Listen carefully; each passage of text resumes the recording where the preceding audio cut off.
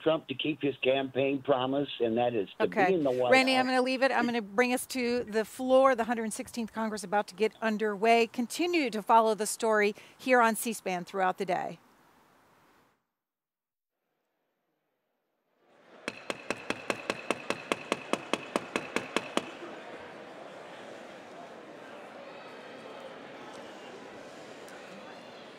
Pursuant to the 20th Amendment of the Constitution of the United States, for the meeting of the 116th Congress of the United States, the House will come to order.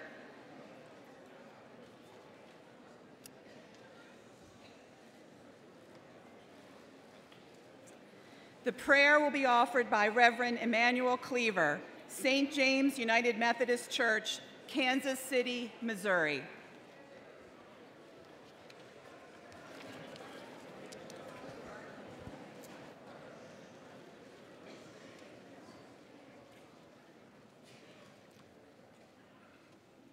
In recognition of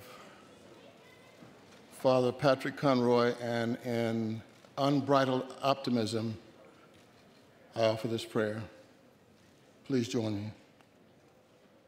Almighty and enduring God, whose lordship is just and true, we bow in recognition of that Godship in this hallowed and consequential moment of inaugurating a speaker to preside over and provide leadership to the House of Representatives of the United States. May we temporarily hush our preoccupation with vexing considerations that deplete our energy and consume our hours to seek now favor from Thou whose immaculate voting record demonstrates our need of Thy guidance. We pray, O Lord, for wisdom sufficient to lean not on our unaided privilege and power to embrace our summons to address the great challenges of this day that are fraught with tribalism at home and turbulence abroad. Thou who has the whole world in his hand, to thee we pray for inner resources to rise as a legislative body above political selfishness and then shrink to a level of humility and penitence that would be in harmony with your will. And when we leave this place, we will, with your blessing, launch a bold attempt to become the architects of a kindlier nation that is purging itself of any and all prejudices which degrade the unmatched blessings you have awarded the people of this great nation. Inspire us, the members of this august body, to dedicate ourselves to the healing of open sores in a land where there is far too much mistrust and enmity of those who are different. Led now in this temple of governance by the Speaker and leaders of both sides of the political aisle, we pray for your presence in this place. We need thee every hour. O Lord, how we need thee. When we are puzzled, guide us with your hand of direction. When we are worn and wearied, grant us light to find a just and fair way. And when we are confused, anoint our priorities and pet projects so that any diminutive success may give you the glory. Receive now this prayer, O Lord. Amen. The representatives-elect and their guests will please remain standing and join in the Pledge of Allegiance. I pledge allegiance to the flag of the United States of America and to the republic for which it stands, one nation, under God, indivisible, with liberty and justice for all.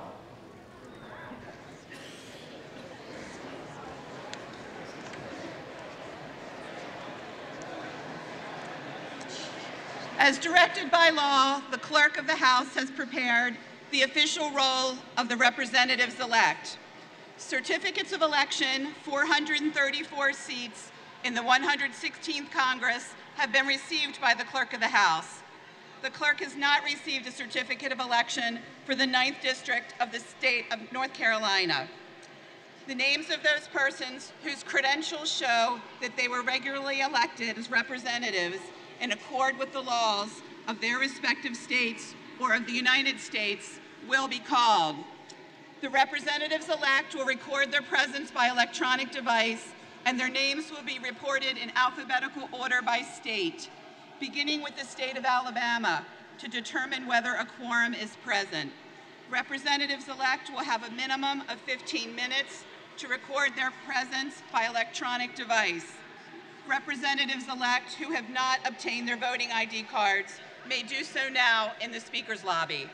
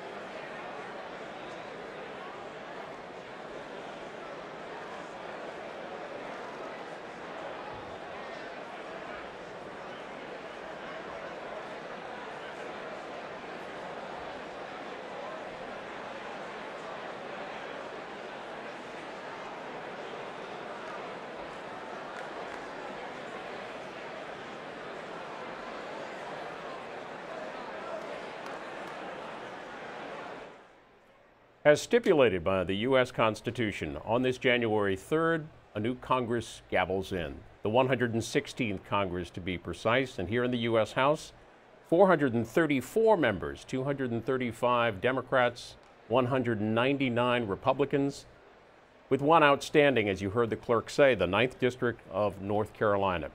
It's expected to be a fairly long day in the U.S. House, aside from the opening part here with the election of the Speaker and the establishment of rules. We expect votes well into the afternoon, perhaps into the evening. Welcome to our live coverage here on C-SPAN as we begin our 41st year of live House coverage. You may notice a bit different look, and that's because the C-SPAN cameras are actually on the floor, seeing other views of the U.S. House on this historic day. And joining us to make sense of the early part of the day in particular is Molly Reynolds, Senior Fellow on Governance with the Brookings Institution. She also maintains their database, the Vital Statistics on Congress. This is a day prescribed by the Constitution, but a lot has to happen. Important things have to happen, including the election of the Speaker. Let's start with this vote that's happening now. It's not really a vote technically, is it? Right. So right now, what the House is doing is establishing the presence of a quorum, establishing that there are enough House members in the chamber for the House to conduct business. And so that's why folks are voting present to register that they are there to open to do business, opening the new Congress. Another notable thing that we saw going into as the day began is that neither Kevin McCarthy nor Paul Ryan nor Nancy Pelosi gavelled in the session. It was the Clerk of the House. Right. So that's how the new Congress begins. The Clerk of the House that we saw is actually the outgoing clerk from the previous Congress. One of the things Congress will do today is select a new clerk. Cheryl Johnson will be the new Clerk of the House. She's a former Democratic Hill aide who will be returning to the Hill to do that very important administrative job in the 116th Congress. Even though this call of the states is technically 15 minutes, it'll probably go a half an hour or so. We're seeing the likely next Speaker of the House, Nancy Pelosi, and that's the next order of business in the House. How will that procedure happen? Right. So we will see a Democrat, Mrs. Pelosi's name put into nomination by the newly elected chair of the Democratic Caucus, Hakeem Jeffries of New York. We will also see a Republican, Kevin McCarthy, who is in line to be the minority leader. His name put forth by Liz Cheney, who's the newly elected chair of the Republican Conference. There'll be sort of brief nominating speeches, and then there will be a call of the membership. Each member of the House will vote by voice. We don't often see that in the House. Usually we see the House vote via electronic device, as they're doing now for this quorum call. We expect that some number of Democrats will not vote for Mrs. Pelosi. Some of them may vote for other candidates, other members or non-members, as the case may be. The Speaker of the House does not have to be a member of the House by name, or they may vote present. We've obviously been following the developments over whether Pelosi has a sufficient number of votes to get elected Speaker.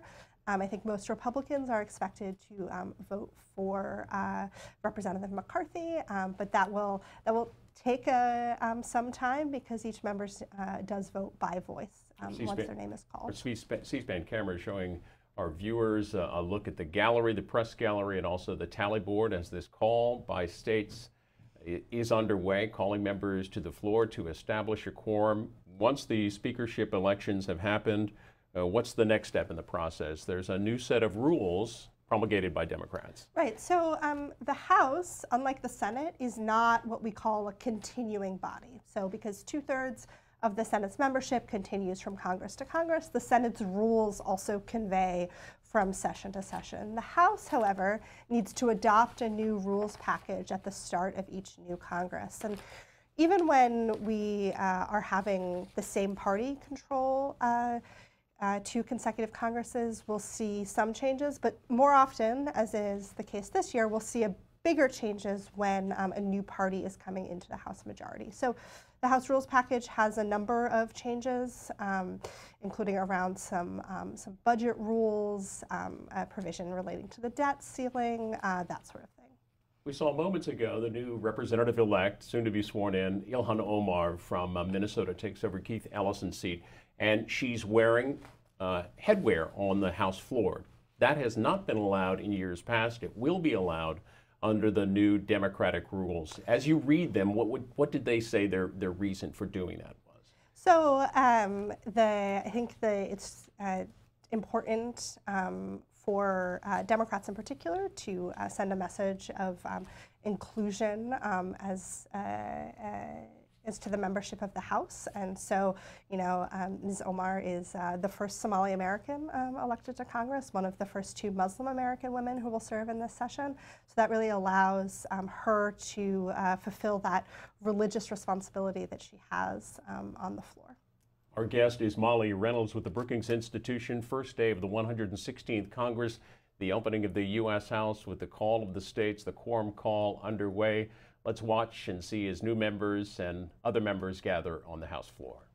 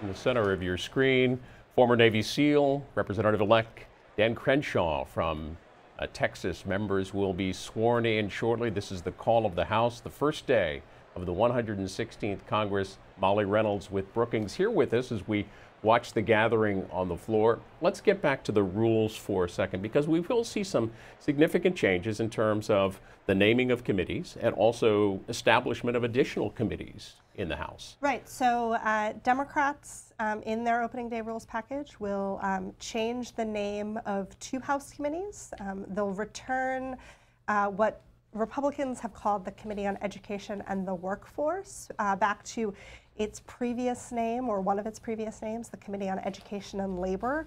That sort of reflects where Democrats see some priorities for that committee. They'll also change the name of the committee that's been called the Committee on Oversight and Government Reform to the Committee on Oversight and Reform, I believe. And again, that's meant to reflect the jurisdiction of that committee, how the Democrats see that committee's role. We also expect to see 2 new select committees, one on climate issues. This has been the subject of some debate over the past couple of weeks from some more progressive members of the Democratic caucus regarding what powers that committee has, that sort of thing. And we'll also see a new select committee on the organization of Congress. This select committee will join previous efforts at congressional reform, will involve members of both parties, including some members from the Rules Committee, the Committee on House Administration. It's really charged with developing some recommendations about how to improve the functioning of the House in the 21st century. One of your focuses at Brookings has been the congressional budget process. There are a couple of significant changes happening in the Democrats' rule, reading that they plan to vote on a measure that would revive the so-called Gephardt Rule. Tell us about that. And also, what are they doing in terms of the debt limit and forestalling debt limit fights that we've seen before? Right. So the Gephardt Rule, or what we call the Gephardt Rule, is a provision that allows the House to consider to have passed an increase to the debt limit upon completion of action on the budget resolution, which is Congress's high-level spending and revenue blueprint for the coming fiscal year. In previous iterations of the Gephardt Rule, to trigger that that sort of considered automatic adoption of an increase to the debt limit in the House, it's required Congress as a whole to finish action on the budget resolution. The revised version of the Gephardt Rule that we see in the House Democrats' opening day rules package only requires House action on the budget resolution. But basically, it allows the House to say that it's increased the debt limit without having to take a separate vote that might be politically difficult for some of its members. You're watching live coverage of the U.S. House. Our guest is Molly Reynolds with the Brookings Institution, helping us understand and process what's going on the House floor in as we mentioned, a day that's stipulated by the U.S. Constitution for the gathering in of the new Congress here in the U.S. House. They're calling members to the floor, this quorum call, as we continue our live coverage. And going to the Speaker's election, which is the next step in the process, Molly Reynolds, when was the last time Leader Pelosi was first elected Speaker in 2007, gave it up with the loss in the 2010 election? When was the last time that a Speaker came back from having served and out of power? Right, so it's been quite a while since we've seen this happen. Sam Rayburn, for whom one of our House office buildings is named, was the last person to do this in 1955.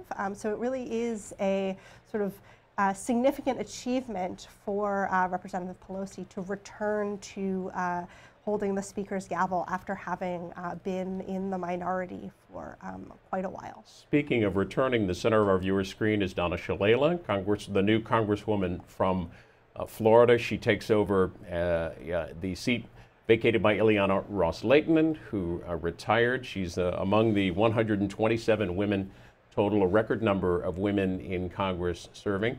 This is the call of the House. The Speaker elections will happen next. In that process, the Speaker, that is conducted entirely by the Clerk then?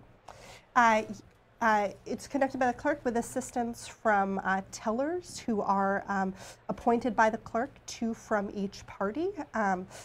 And again, we will see that proceed using voice votes of each member either for a candidate. Most will vote either for Representative Pelosi or Representative McCarthy. Some will vote present, some may abstain from voting, and some may vote by voice for other candidates, other members of the House or other folks outside the House. We've seen in recent Congresses individuals vote for Colin Powell, for David Walker, the former comptroller, that sort of thing. We'll continue our coverage of the U.S. House. I'll remind you, too, the Senate also gaveling into session at this hour. You can follow that over on C-SPAN 2.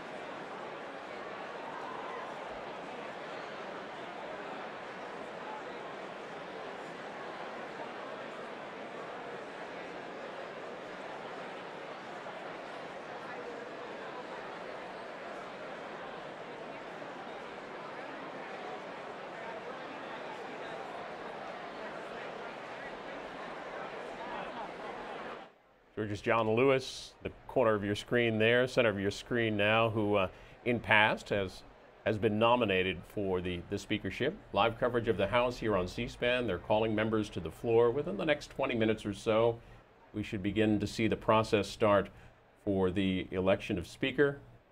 Molly Reynolds with the Brookings Institution is with us. There's also a significant role for the man who's called the Dean of the House. That's Don Young from Alaska. What will that be? So Don Young will administer the oath of office to the Speaker-elect. Again, we presume that will be Mrs. Pelosi. That's a role that he gets by virtue of being the longest-serving House member. He's quite a character, so that's always a little bit of a fun moment on this day of high pomp and circumstance in the chamber. Don Young tweeting earlier today of attending church services this morning in a bipartisan service on Capitol Hill. Tweeted out a photo of himself and Nancy Pelosi. This is the call of the House, the election for Speaker, and there's Don Young seated on the floor. Call of the House underway, the election for Speaker coming up.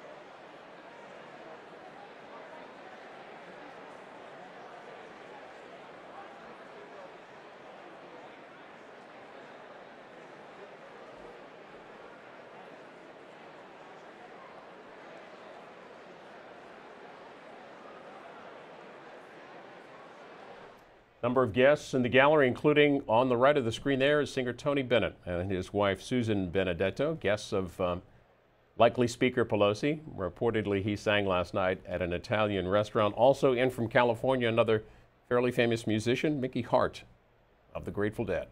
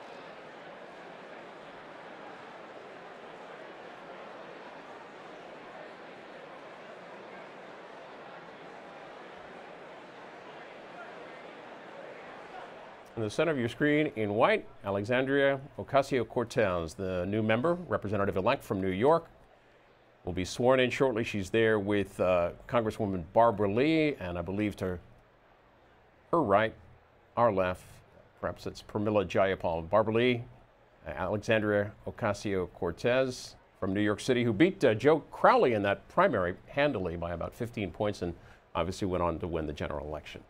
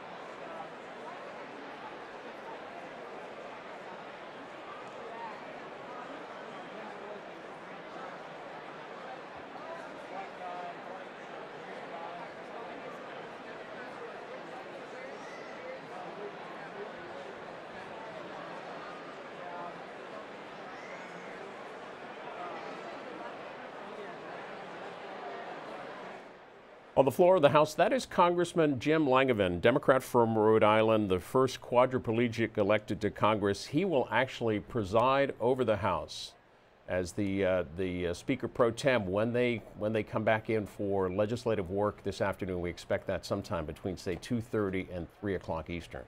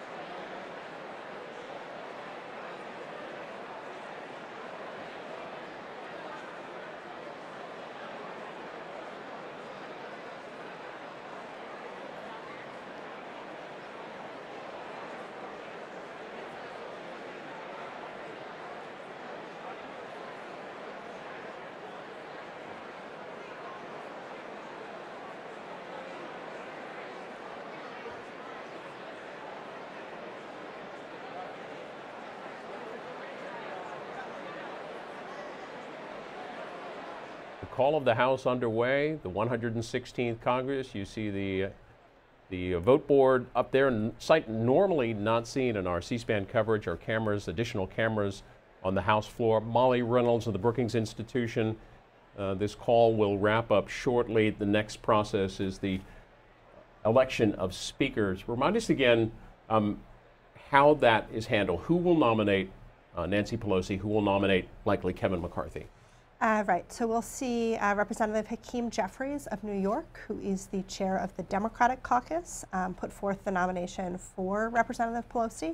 And we'll see his Republican counterpart, Liz Cheney of Wyoming, who's the chair of the Republican conference, put forth the nomination for Representative McCarthy on the floor, I think in just a couple minutes. Her office has sent out an email that indicates she has designated her tellers who will count the votes, correct?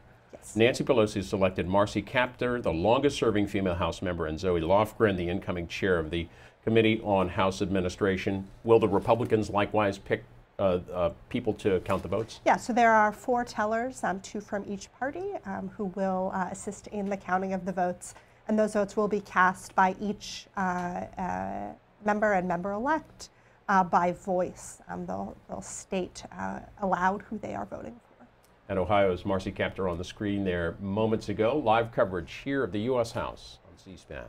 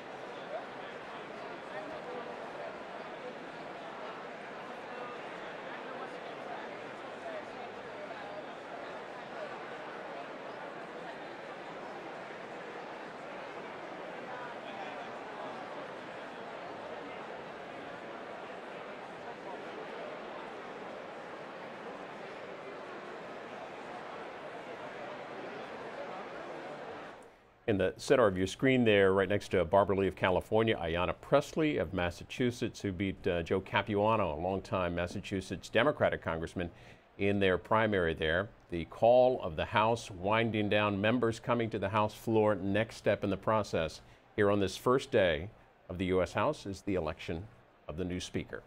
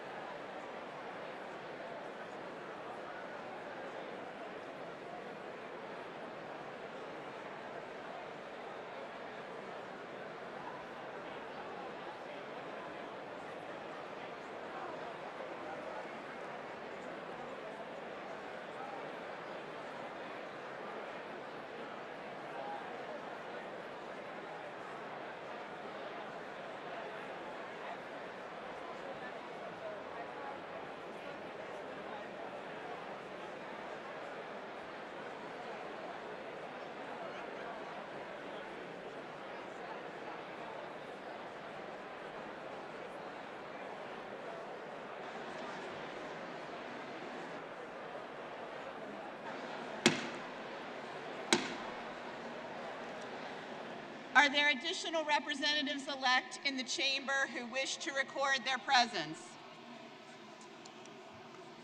If not, all time has expired.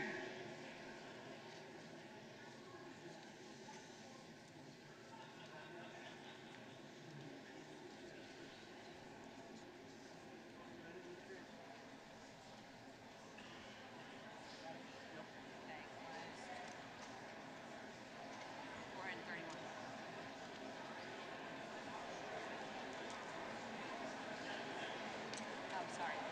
431 representatives-elect have recorded their presence. A quorum is present.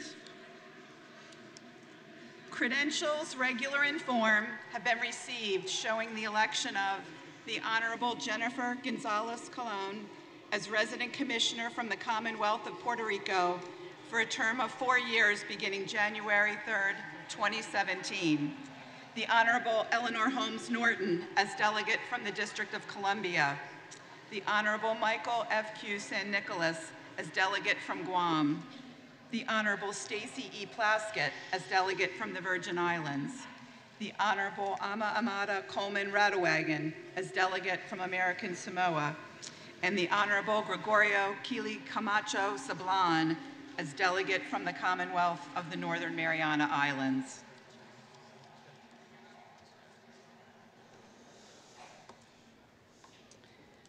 Pursuant to law and precedent, the next order of business is election of the Speaker of the House of Representatives for the 116th Congress. Nominations are now in order.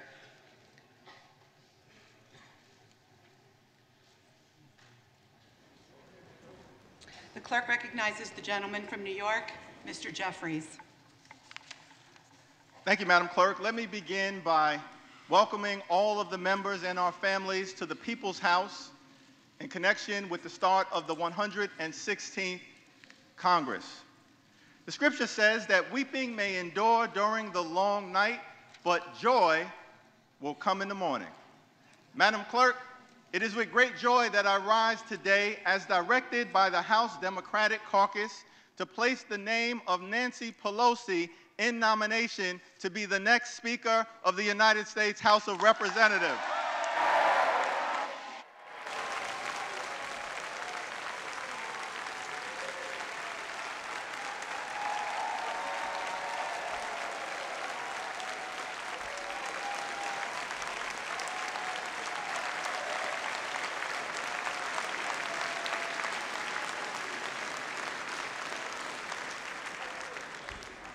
Without question, Nancy Pelosi has a track record of legislative success that is unparalleled in modern American history. Nancy Pelosi captained the ship that defeated the effort to privatize Social Security, rescued our economy in the midst of the Great Recession, saved the American automobile industry, provided affordable health care to more than 20 million Americans.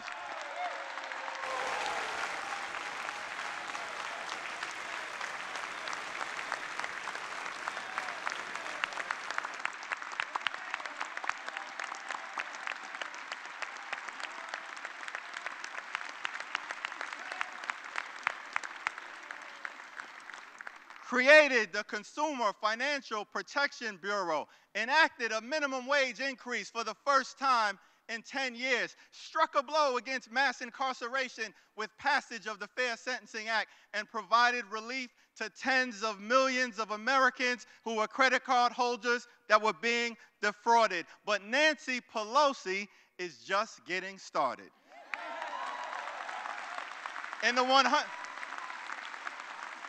116th Congress, she will continue to fight hard for the people. Nancy Pelosi will fight to lower health care costs, strengthen the Affordable Care Act, protect people with pre-existing conditions, increase pay for everyday Americans, enact the real infrastructure plan, clean up corruption, defend the dreamers, fix the Voting Rights Act, and end the era of voter suppression once and for all.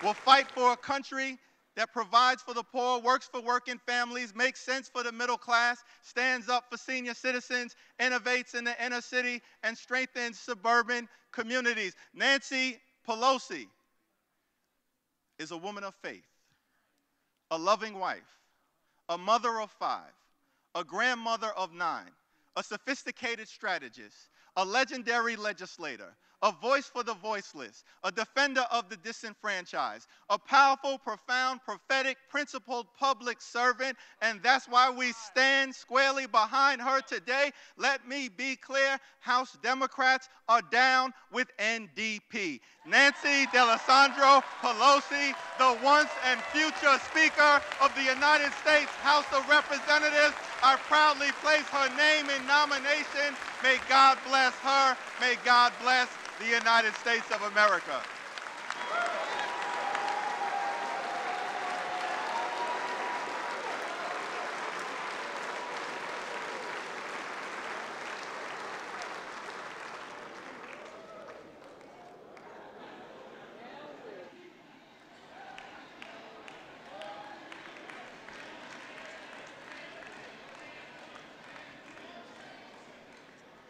The clerk now recognizes the gentlewoman from Wyoming, Ms. Cheney.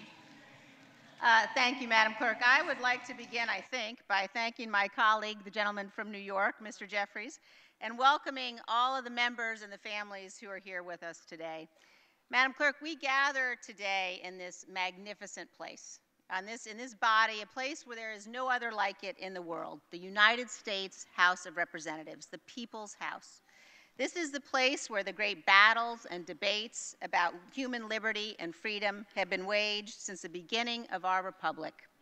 It was on these grounds, Madam Clerk, that Abraham Lincoln sought to heal this nation in his second inaugural address.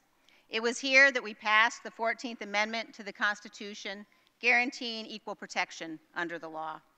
It was here, Madam Clerk, in this chamber, 100 years ago this year, that we passed the 19th Amendment, granting women the right to vote.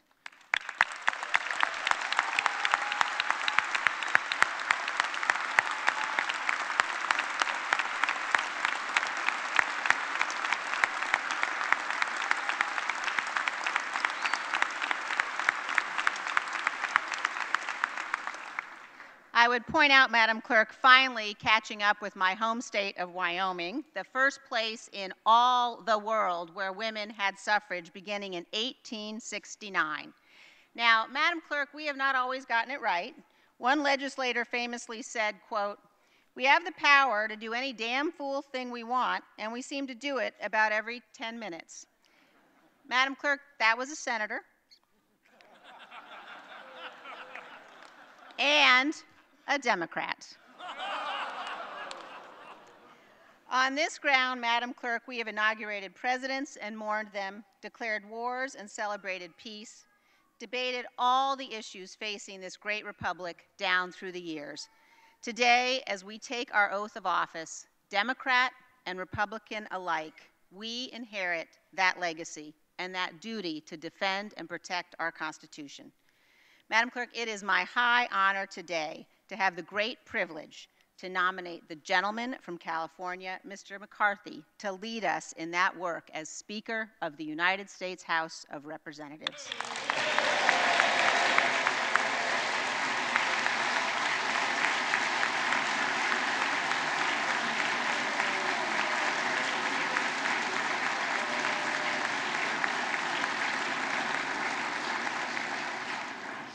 Leader McCarthy is the grandson of a cattle rancher. He is the son of a firefighter. He grew up in a working-class family.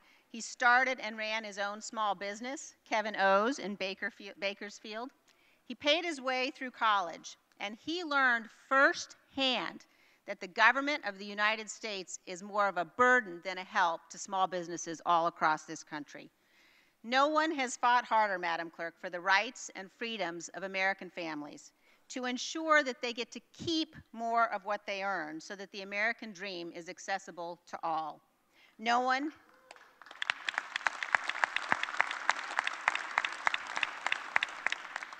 has been a greater champion of ensuring our government is limited, exercising its constitutional obligations to defend our rights, and resisting the urge that our colleagues on the other side of the aisle constantly seek to fulfill of empowering federal bureaucrats to tell us how to live.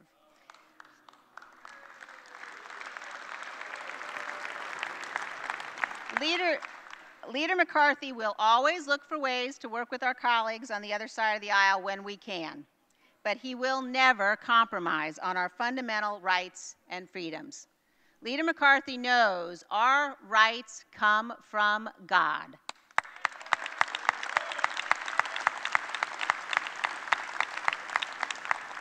They are enshrined in our Constitution.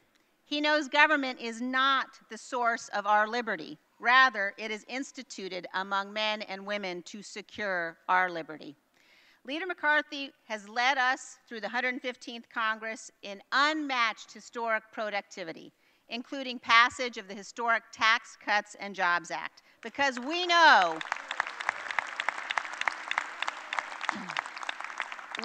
Madam Clerk, that the American people know better than the government how to spend their money.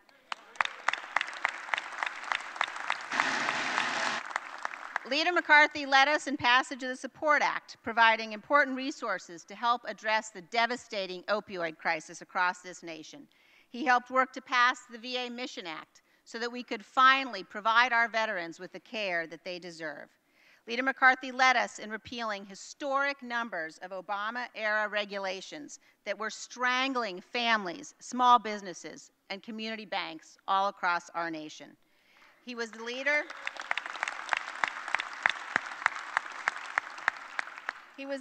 in the important fight to combat human trafficking.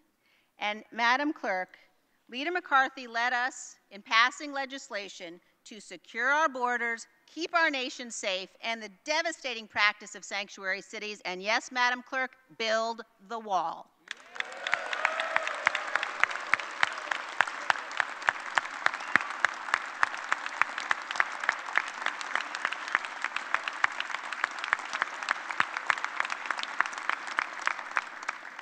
Leader McCarthy also led to ensure that we passed the American Health Care Act to expand access and options and put patients and families in the driver's seat, not government bureaucrats. And finally, Leader McCarthy made sure that we passed on time and at a sufficient level, for the first time in a decade, appropriations to fund the United States Armed Forces to fulfill our most sacred and important constitutional duty.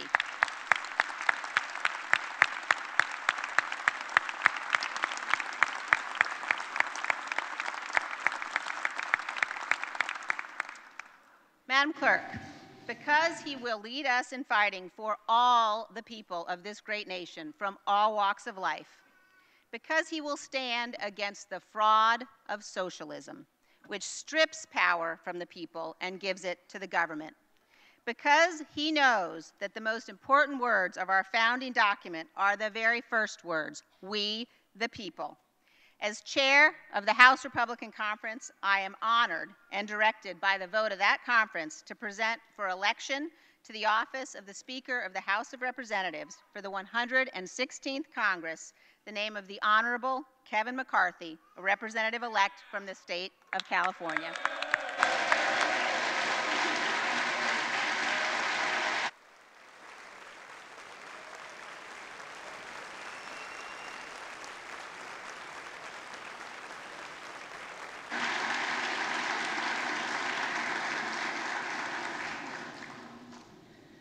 The names of the Honorable Nancy Pelosi, a representative-elect from the state of California, and the Honorable Kevin McCarthy, a representative-elect from the state of California, have been placed in nomination.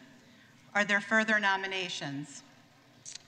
There being no further nominations, the clerk appoints the following tellers: the gentlewoman from Ohio, Ms. Kaptur; the gentleman from Illinois, Mr. Davis; the gentlewoman from California, Ms. Lofgren; and the gentlewoman from North Carolina, Ms. Fox. The tellers will come forward and take their seats at the desk in front of the Speaker's rostrum.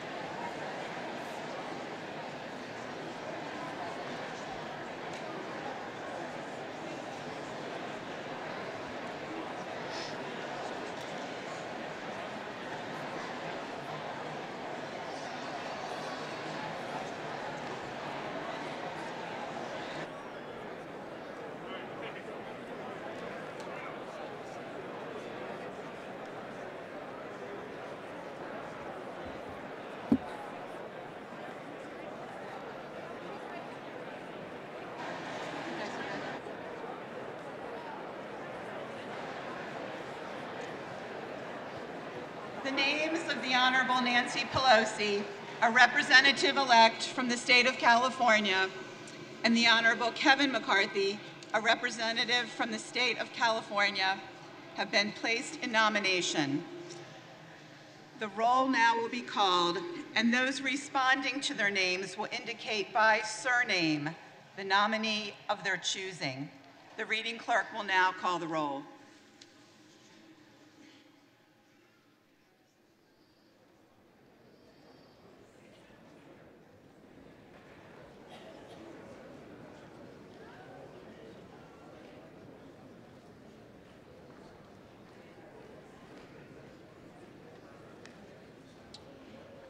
Mr. Abraham, McCarthy, Adams, Pelosi, Ederholt, McCarthy, Aguilar, Pelosi, Allen, McCarthy, Allred, Pelosi, Amash, Massey,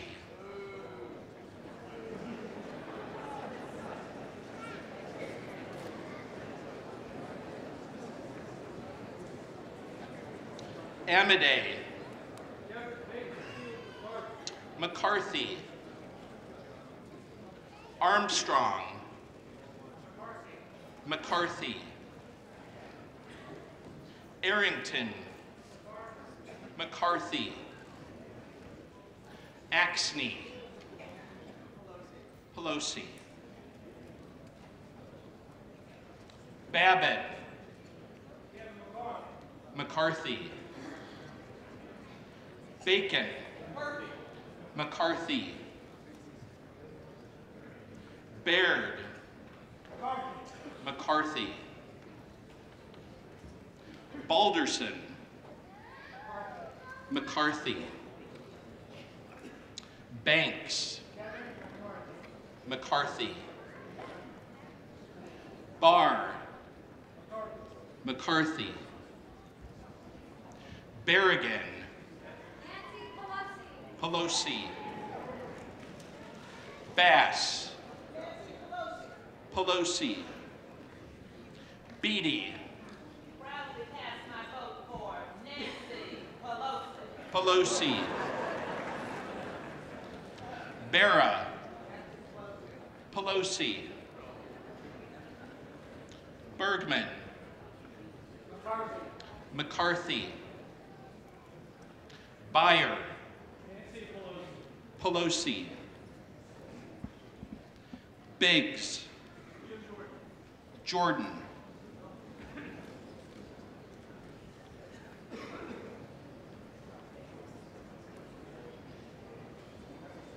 Bilirakis, McCarthy, Bishop of Georgia, Pelosi, Bishop of Utah, McCarthy,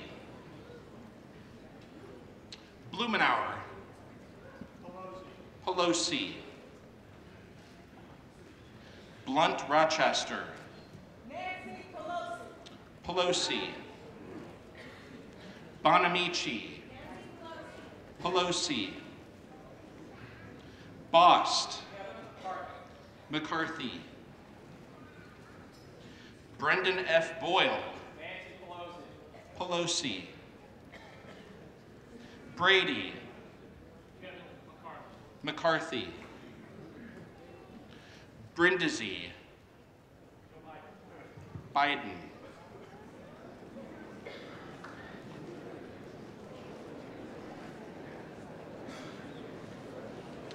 Brooks of Alabama,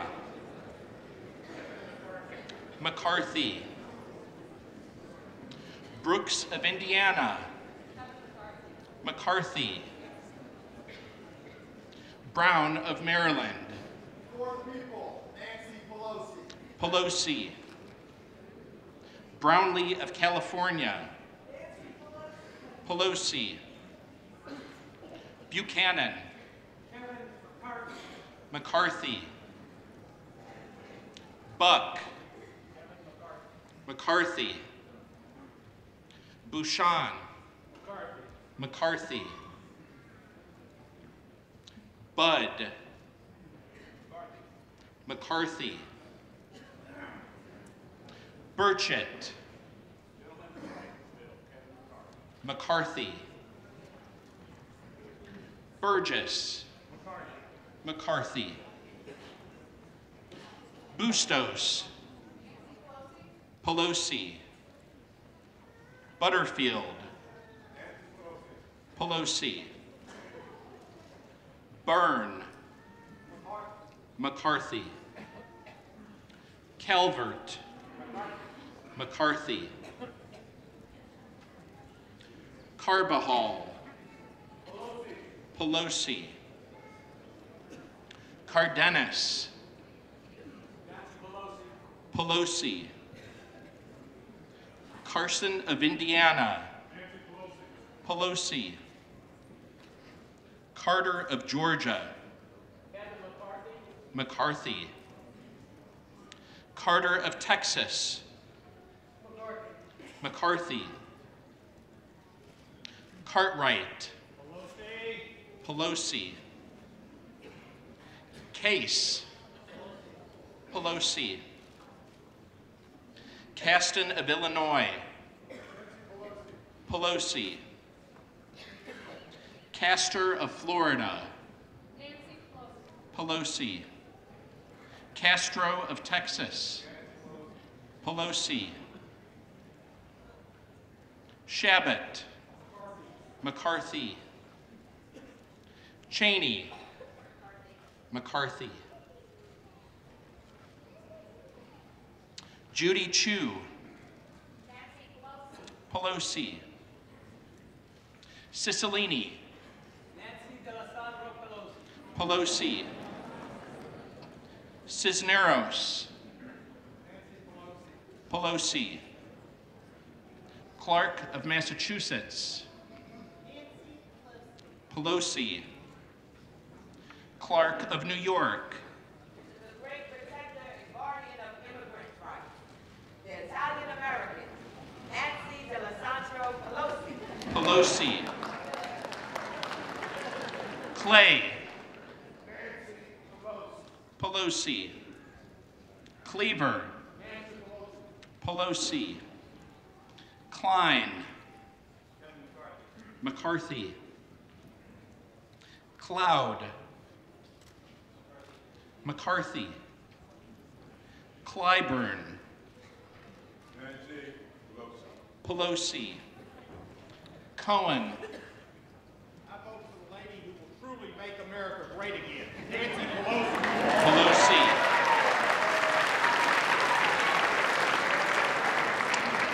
Cole. McCarthy. Collins of Georgia. Kevin McCarthy. McCarthy.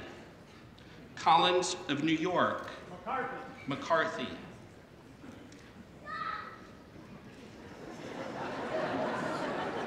Comer. McCarthy. Conaway. McCarthy. Connolly.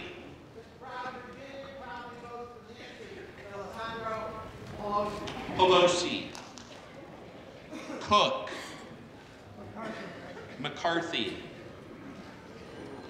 Cooper. Present.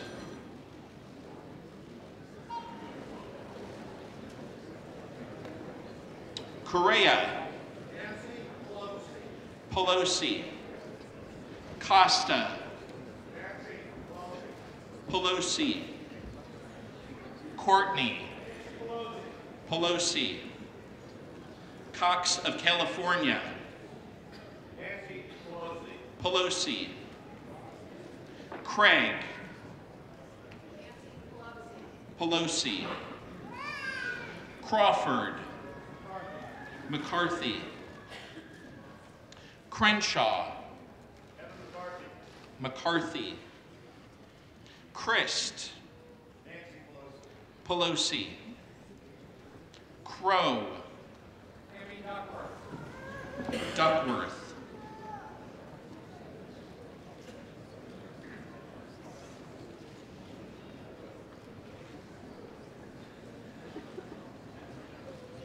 Cuellar.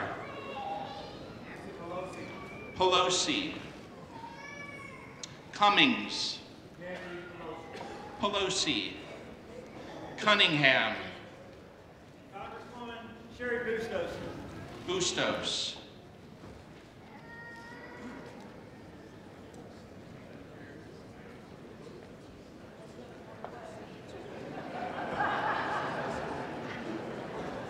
Curtis. McCarthy. Davids of Kansas. Pelosi. Davidson of Ohio.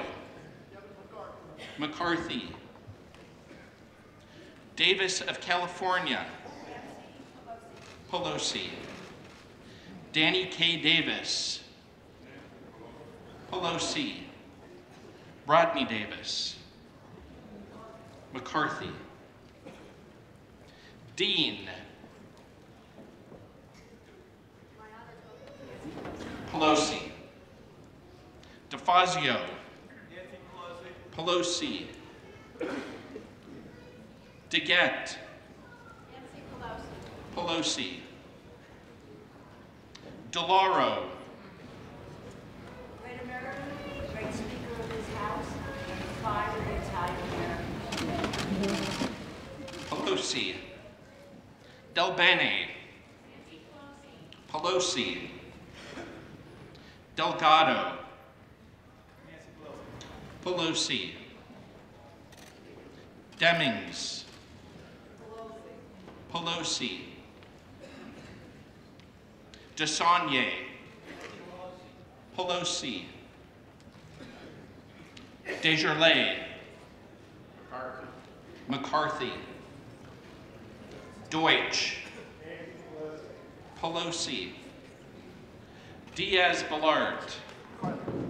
McCarthy. Dingell. Pelosi. Doggett. Pelosi. Michael F. Doyle. Pelosi. Duffy. McCarthy. Duncan. McCarthy. Dunn. Kevin McCarthy. McCarthy. Emmer. McCarthy. Engel. Nancy Pelosi. Pelosi. Escobar. Nancy Noble Pelosi. Eshoo. Pelosi. Espaillat. Nancy D'Alessandro Pelosi. Pelosi. Estes. Kevin McCarthy. McCarthy. Evans.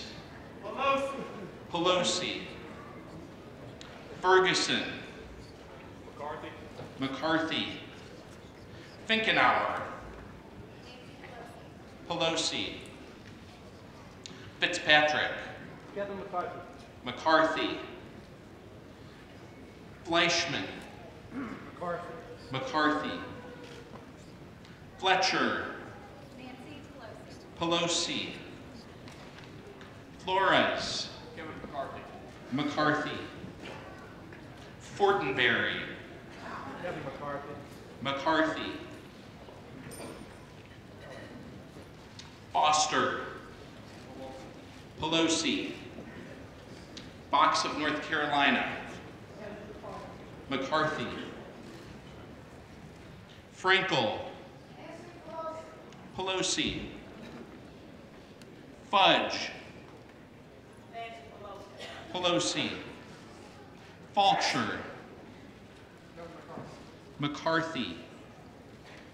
Gabbard. Pelosi. Gates. McCarthy. Gallagher. McCarthy. Gallego. Pelosi. Garamendi. Pelosi. Garcia of Illinois. Pelosi. Garcia of Texas. Pelosi. Gianforte. McCarthy. Gibbs. McCarthy. Gomert.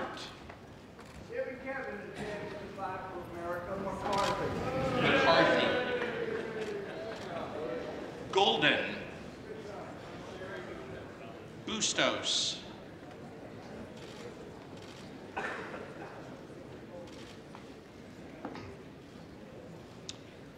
Gomez. Pelosi. Gonzalez of Ohio. McCarthy. Gonzalez of Texas. Pelosi.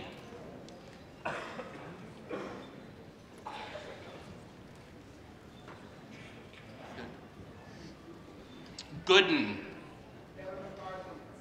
McCarthy. Gosar. Jordan.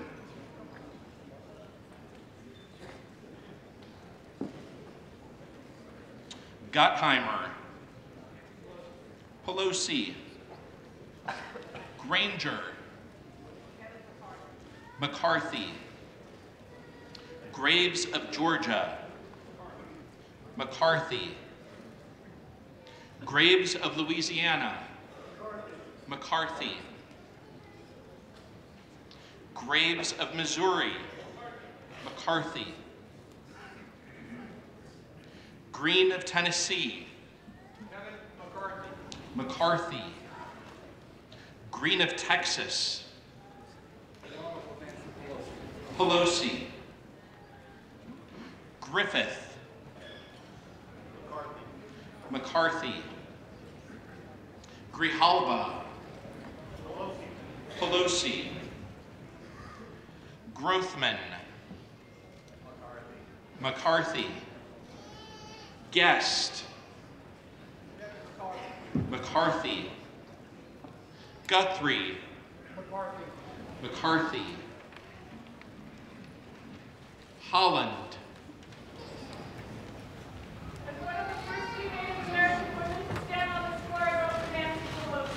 Pelosi.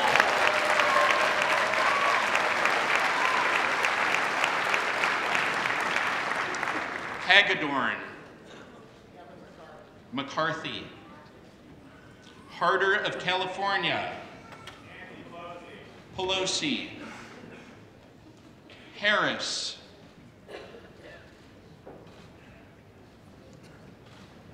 Harris. McCarthy. Hartzler. McCarthy. Hastings. Pelosi. Hayes.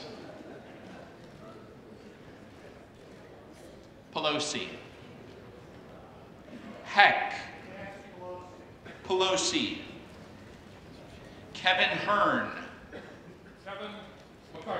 McCarthy. Herrera Butler. McCarthy.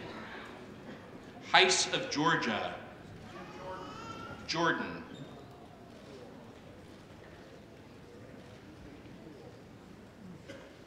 Higgins of Louisiana. McCarthy. Higgins of New York. Pelosi. Hill of Arkansas. McCarthy. Hill of California. For the future generations of women who will lead this country, Nancy Pelosi. Pelosi. Himes. Pelosi. Holding. McCarthy. Hollingsworth. Kevin McCarthy. McCarthy. Kendra S. Horn. Pelosi. Horsford. Nancy Pelosi. Pelosi. Houlihan. Pelosi. Hoyer. Maryland's favorite daughter, Nancy D'Alessandro Pelosi. Pelosi. Hudson.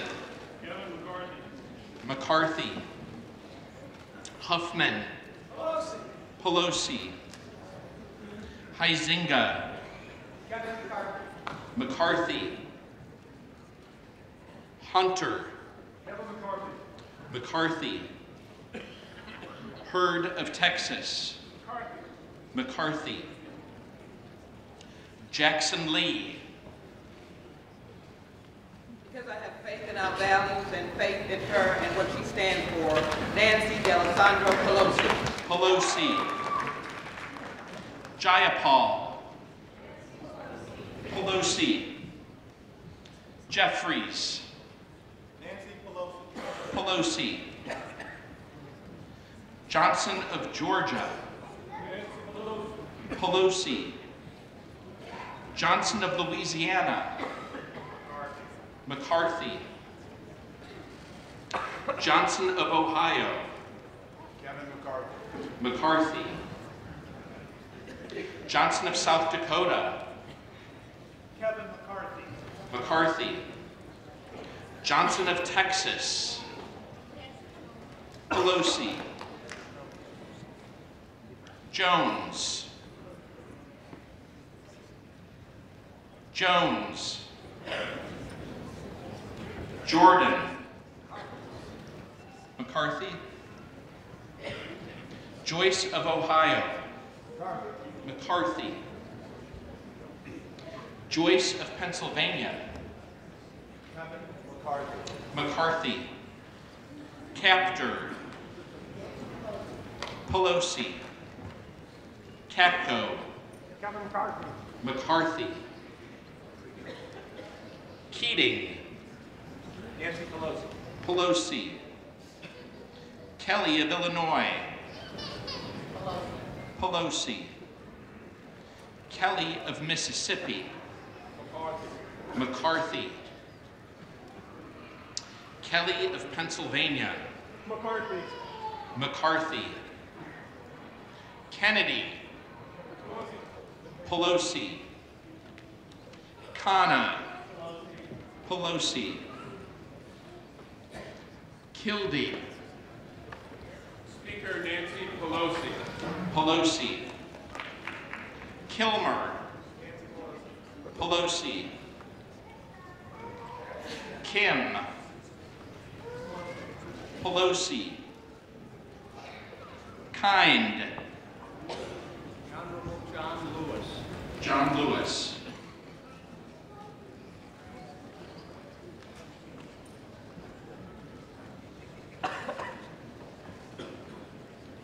King of Iowa. McCarthy. King of New York. McCarthy.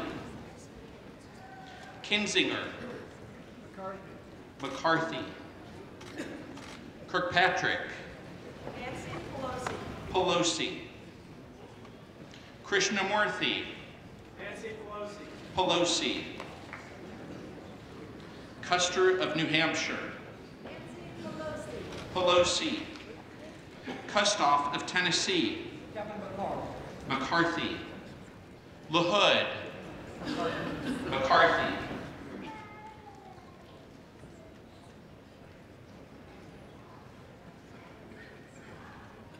LaMalfa. Kevin McCarthy. McCarthy.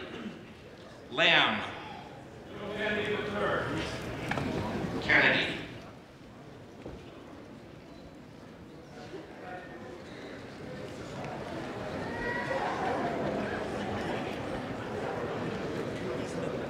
Lamborn.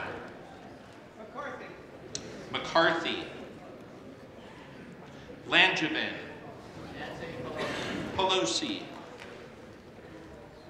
Larson of Washington, Pelosi, Larson of Connecticut, Pelosi, Latta, McCarthy, Lawrence. Standing on the shoulders of the women who marched 100 years ago for me to have the right to vote, I cast my vote for Nancy Pelosi. Pelosi. Lawson of Florida, Pelosi. Lee of California, Nancy Pelosi. Pelosi. Lee of Nevada, Nancy Pelosi. Lesko, McCarthy. Levin of California, Nancy Pelosi. Pelosi. Levin of Michigan, Nancy Pelosi. Pelosi. Lewis, Nancy Pelosi. Pelosi. Ted Lieu, Pelosi. Pelosi. Lipinski, Pelosi. Loebsack, Pelosi. Lofgren, Pelosi. Long, McCarthy. Loudermilk, McCarthy. Lowenthal, Nancy Pelosi. Pelosi. Lowy, Nancy Pelosi. Pelosi. Lucas, McCarthy. McCarthy. Luetkemeyer, McCarthy. McCarthy. Lujan, Nancy Pelosi. Pelosi. Luria, Pelosi. Lynch, Pelosi. Malinowski, Nancy Pelosi. Pelosi. Carolyn B. Maloney, Nancy Pelosi. Pelosi. Sean Maloney, Nancy Pelosi. Pelosi. Marchant, McCarthy. Marino, McCarthy. Marshall, McCarthy. Massey, Jim Jordan. Jordan.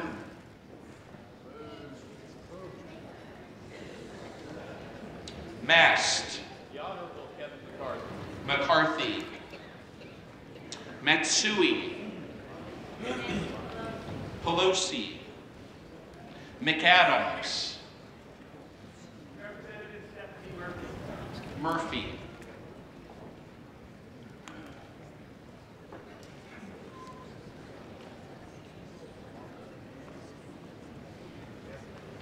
McBath, Pelosi. McCarthy, McCarthy. McCall, McCarthy. McClintock, McCarthy. McCollum, Pelosi. McEachin, Virginia's 4th Congressional District votes for once the future Speaker, Nancy Pelosi. Pelosi. McGovern, Nancy Pelosi. Pelosi. McHenry, Kevin Owen. McCarthy. McCarthy. McKinley, McCarthy. McMorris Rogers, McCarthy. McNerney, Pelosi. Pelosi. Meadows, McCarthy. Meeks. Nancy Pelosi. Pelosi. Meng. Nancy Pelosi. Pelosi. Muser. McCarthy. McCarthy. Miller. McCarthy. Mitchell. Kevin Owen McCarthy. McCarthy. Molinar. Kevin McCarthy. McCarthy. Mooney of West Virginia. Kevin McCarthy. McCarthy. Moore. I'm down with Nancy Pelosi. Pelosi. Morelli. Pelosi. Moulton. Pelosi. Mucarsel Powell. For my kids, for all of our children, I want our speaker to be Nancy Pelosi. Pelosi. Mullen. McCarthy. Murphy. Pelosi. Nadler. Nancy Pelosi. Pelosi. Napolitano. Pelosi. Pelosi. Neal. Pelosi. Neguse. Nancy Pelosi. Pelosi. Newhouse. Mr. McCarthy. McCarthy. Norcross. Nancy Pelosi. Pelosi. Norman. Kevin McCarthy. McCarthy. Nunes. McCarthy. McCarthy. O'Halloran. Nancy Pelosi. Pelosi. Ocasio-Cortez. Pelosi. Olson. McCarthy. Omar. Pelosi.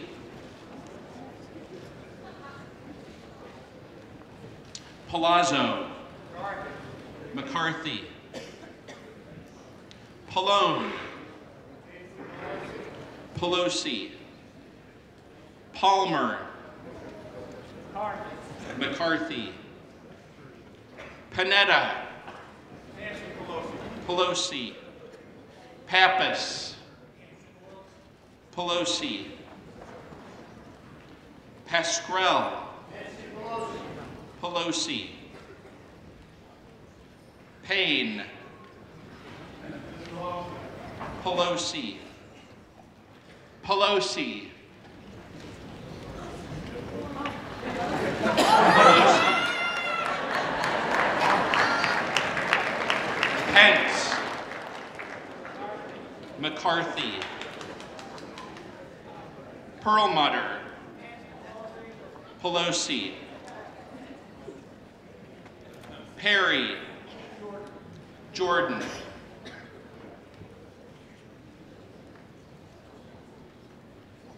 Peters.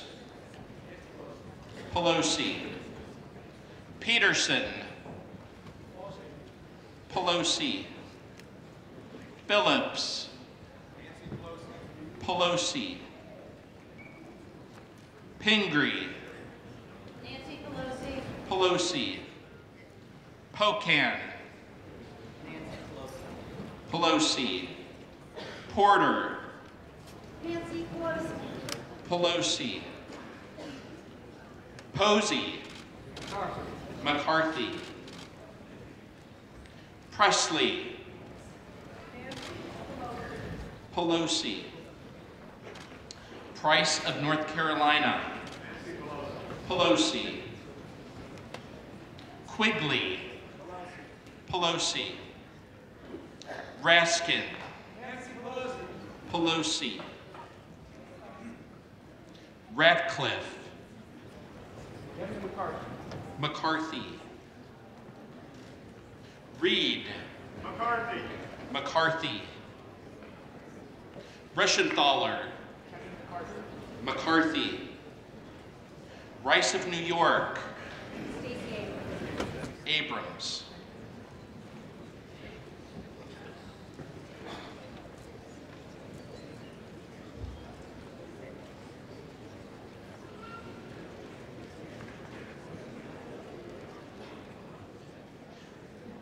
Rice of South Carolina. McCarthy. Richmond. Pelosi. Riggleman. McCarthy. Roby. McCarthy. David P. Rowe. McCarthy. Rogers of Alabama. McCarthy. Rogers of Kentucky. McCarthy. Rooney of Florida. McCarthy. Rose of New York. Duckworth.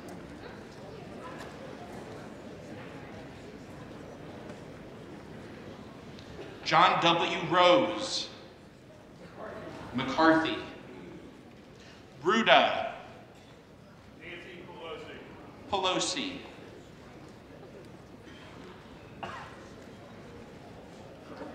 Rouser. Kevin McCarthy. McCarthy. Roy.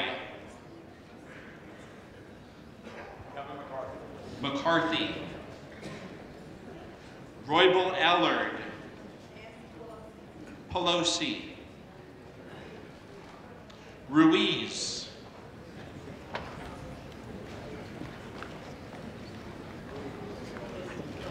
Pelosi. Pelosi. Rupesberger. Born and raised in Baltimore, Nancy Alessandro Pelosi. Pelosi. Rush. Nancy Pelosi. Pelosi. Rutherford. The Honorable Kevin McCarthy. McCarthy. Ryan. Pelosi. Sanchez. Pelosi. Sarbanes. Pelosi. Scalise. Kevin McCarthy. McCarthy. Scanlon. Pelosi. Schakowsky. Nancy Pelosi. Pelosi.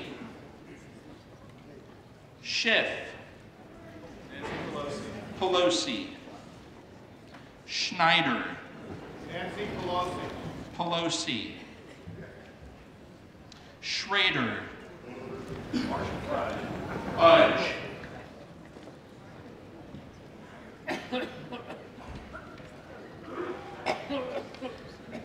Schreier.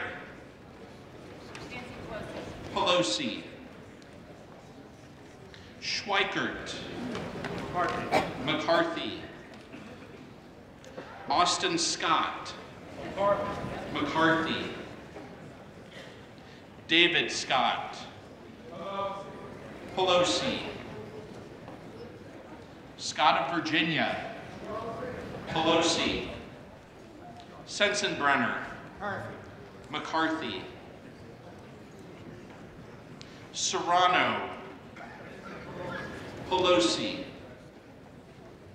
Sewell of Alabama. Nancy Pelosi. Pelosi. Shalala. Nancy Pelosi. Pelosi. Sherman. Nancy Pelosi. Pelosi.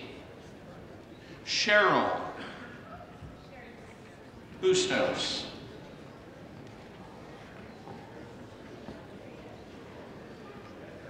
Shimkus.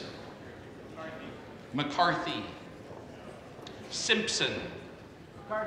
McCarthy. Series. Pelosi. Slotkin. Present.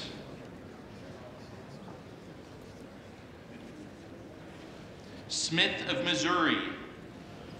Kevin McCarthy. McCarthy. Smith of Nebraska. McCarthy. Smith of New Jersey. Kevin McCarthy. McCarthy. Smith of Washington. Pelosi. Pelosi. Smucker.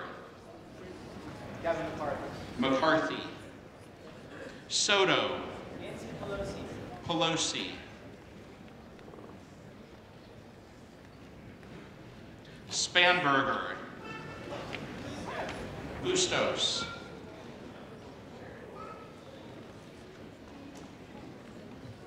Spano. Kevin McCarthy. McCarthy. Spear. Historic first and second woman Speaker of the House, Nancy Pelosi. Pelosi. Stanton. Nancy Pelosi. Pelosi. Stauber. Kevin McCarthy. McCarthy. Stefanik. Kevin McCarthy. McCarthy. Style.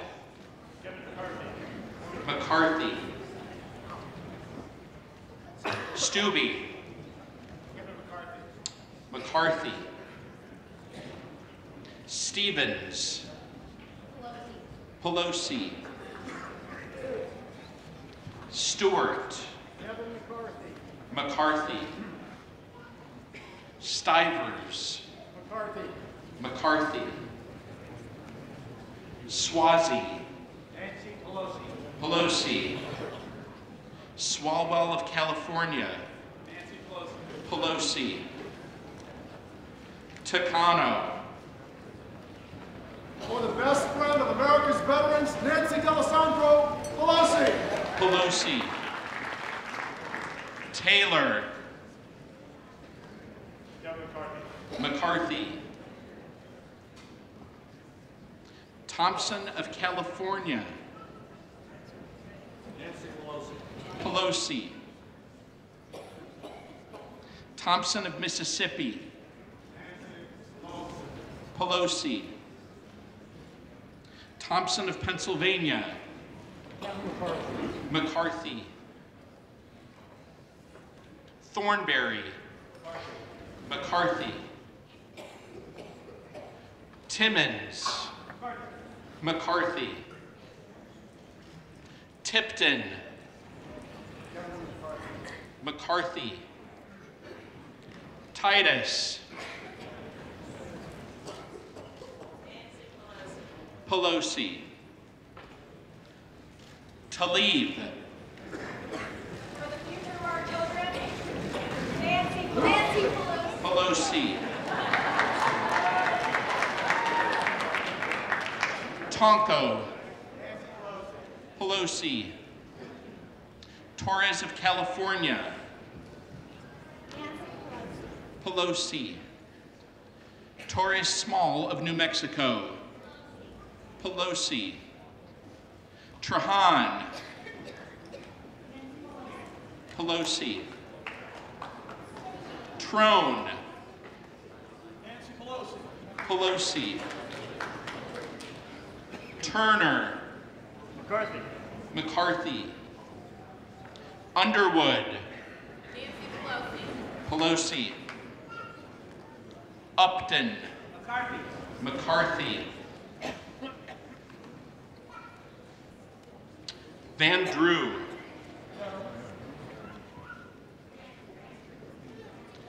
Mr. Van Drew votes no.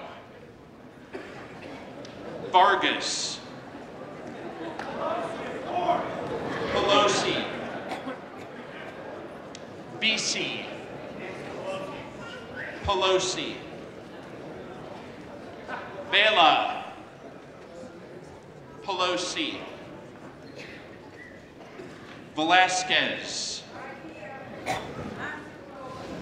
Pelosi. Visklosky. Pelosi. Wagner. McCarthy. Wahlberg. Kevin McCarthy. McCarthy. Walden. McCarthy. McCarthy. Walker. McCarthy. Walorski. McCarthy. Waltz. In support of our veterans, McCarthy. McCarthy. Wasserman Schultz. Pelosi. Waters. Reclaiming my time. Pelosi. Watkins. McCarthy. Watson Coleman. For a greater America, Nancy Pelosi. Pelosi. Weber of Texas. McCarthy. Webster of Florida. McCarthy. Welch. Pelosi. Wenstrup. McCarthy. Westerman. McCarthy. Wexton. Pelosi. Wild. Pelosi. Williams. Defend our orders, Kevin McCarthy. McCarthy. Wilson of Florida. Pelosi. Wilson of South Carolina. Kevin McCarthy. McCarthy. Whitman. Kevin McCarthy. McCarthy. Womack. McCarthy. Woodall. McCarthy. Wright. McCarthy. Yarmouth. Pelosi. Yoho. McCarthy. Young. McCarthy. Zeldin. McCarthy.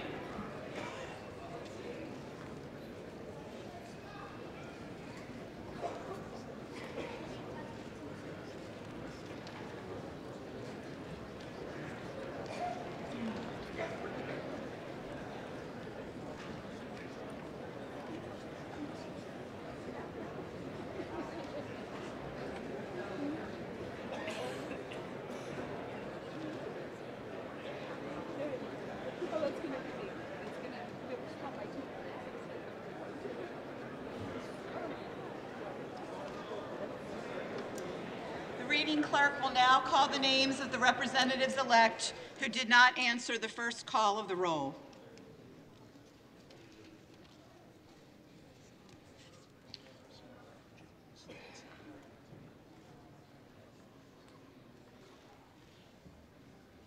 Jones.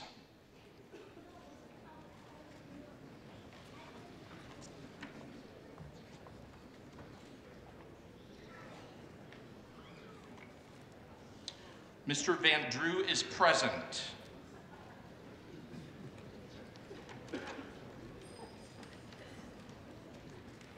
If there are any representatives-elect who did not answer the call of the roll, they may come to the well and vote at this time.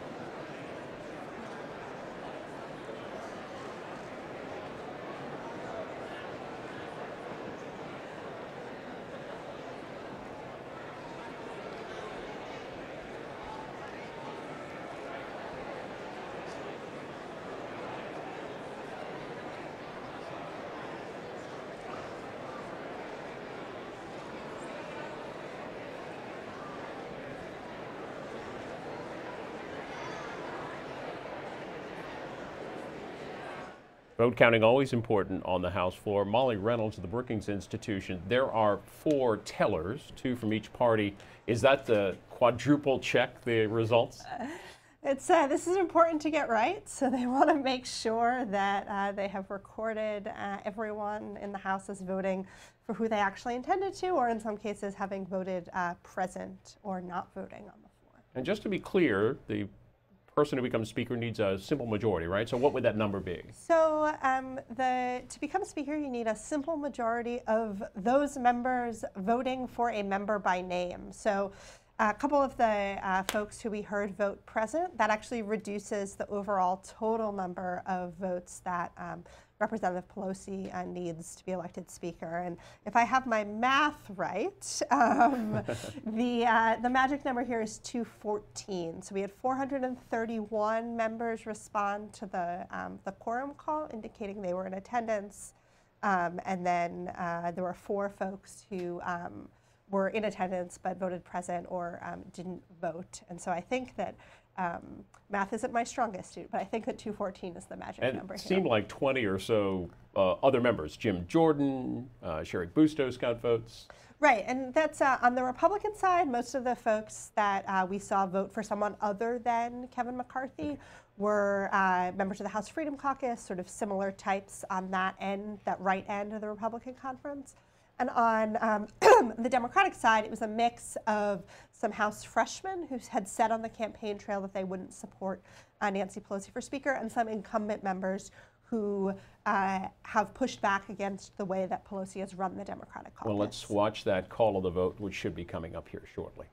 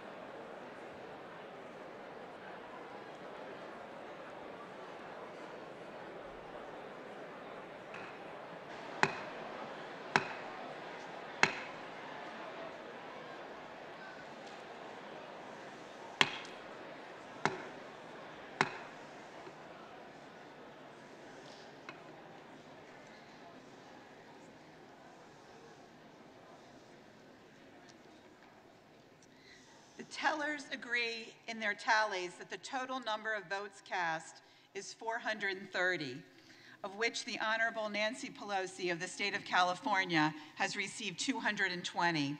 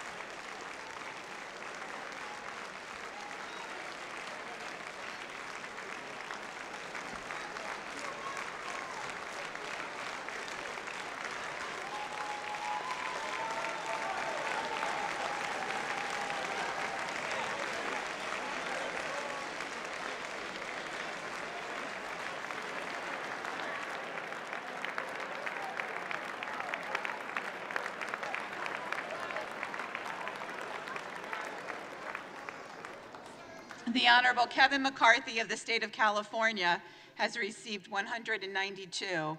The Honorable Jim Jordan of the state of Ohio has received 5.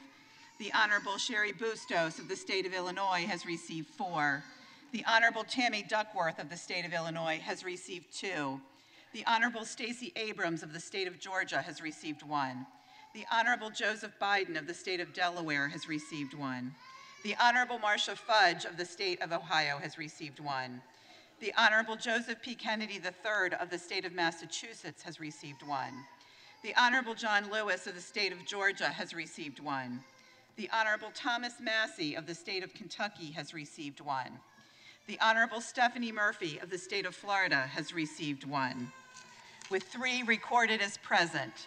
Therefore, the Honorable Nancy Pelosi of the state of California, having received a majority of the votes cast, is duly elected Speaker of the House of Representatives for the 116th Congress.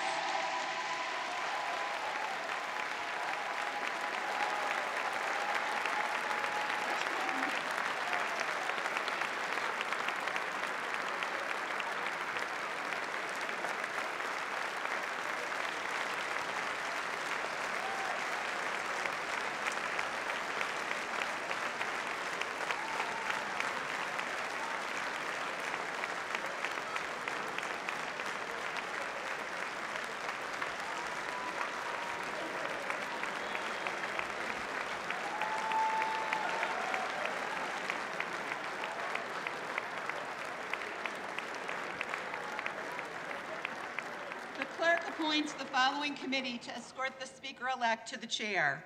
The gentleman from Maryland, Mr. Hoyer. The gentleman from California, Mr. McCarthy. The gentleman from South Carolina, Mr. Clyburn. The gentleman from Louisiana, Mr. Scalise. The gentleman from New Mexico, Mr. Lujan. The gentlewoman from Wyoming, Ms. Cheney. The gentleman from New York, Mr. Jeffries. The gentleman from North Carolina, Mr. Walker. The gentlewoman from Massachusetts, Ms. Clark. The gentleman from Alabama, Mr. Palmer. The gentleman from Missouri, Mr. Smith. And the members of the California delegation, Ms. Waters, Mr. Calvert, Ms. Eshoo, Ms. Royal-Allard, Ms. Lofgren, Mr. Sherman, Ms. Lee, Ms. Napolitano, Mr. Thompson, Ms. Davis, Mr. Schiff, Mr. Nunez, Ms. Sanchez, Mr. Costa, Ms. Matsui, Mr. McNerney, Ms. Spear, Mr. Hunter, Mr. McClintock, Ms. Chu, Mr. Garamendi, Ms. Bass, Mr. Barra, Ms. Brownlee, Mr. Cardenas, Mr. Cook, Mr. Huffman, Mr. Lamaffa, Mr. Lowenthal, Mr. Peters, Mr. Ruiz, Mr. Swalwell, Mr. Chicano, Mr. Vargas, Mr. Aguilar, Mr. Desaunier, Mr. Liu, Ms. Torres, Ms. Berrigan, Mr. Carbajal, Mr. Correa, Mr. Khanna, Mr. Panetta, Mr. Gomez, Mr. Sinceros, Mr. Cox, Mr. Harder, Ms. Hill, Mr. Levin, Ms. Porter, Mr. Ruda. The committee will retire from the chamber to escort the Speaker-elect to the chair.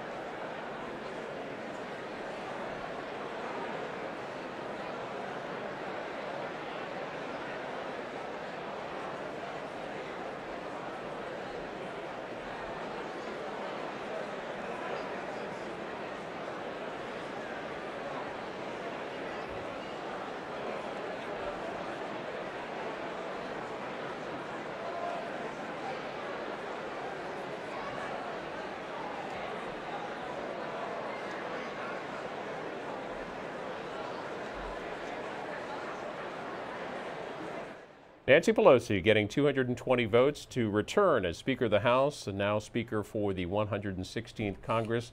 Our guest today, Molly Reynolds, Senior Fellow with the Brookings Institution.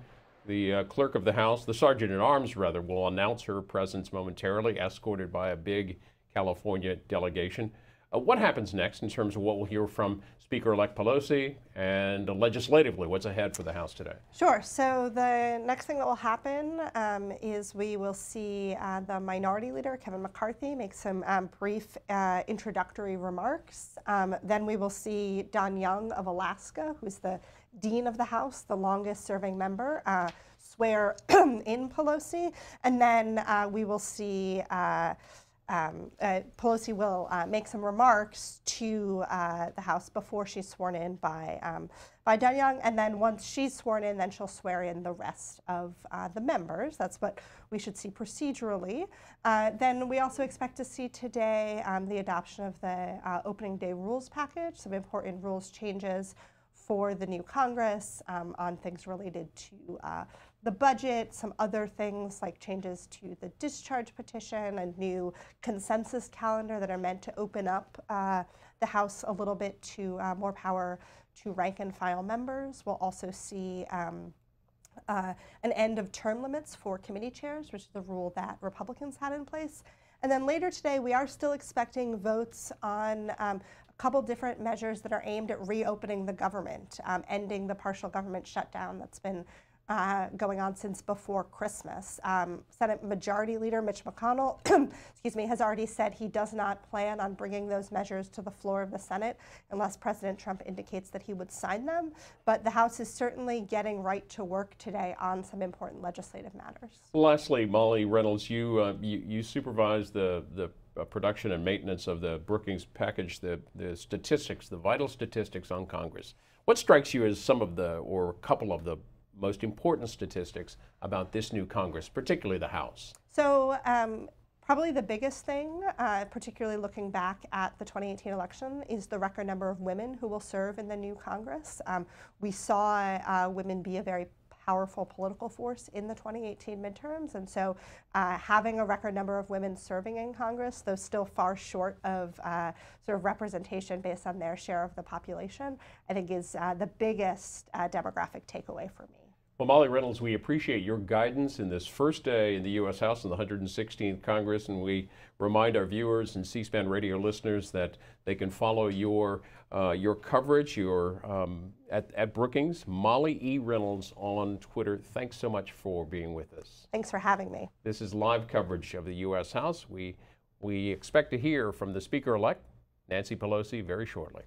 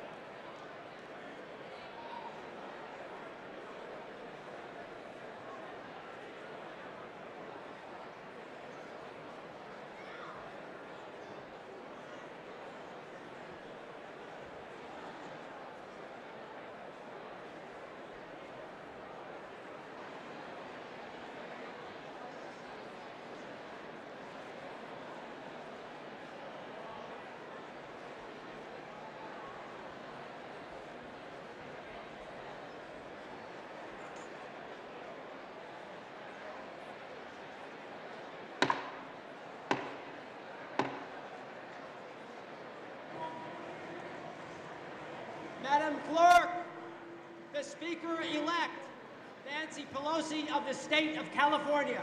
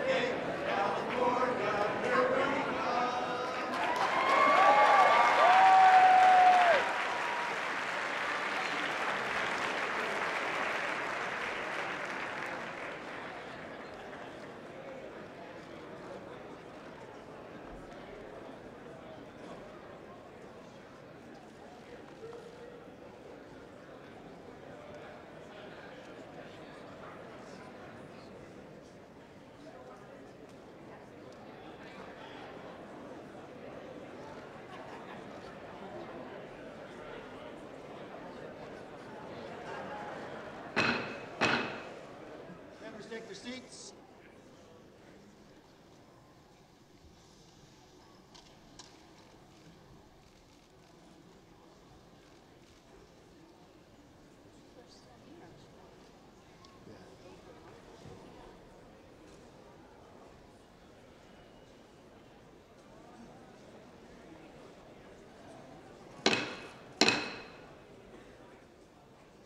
The House will be in order.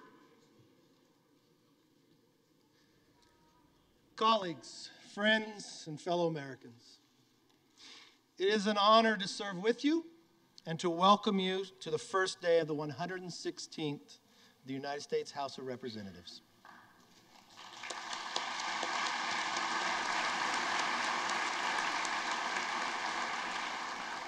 We are here in this chamber because of the faith of your neighbors and the support of your families.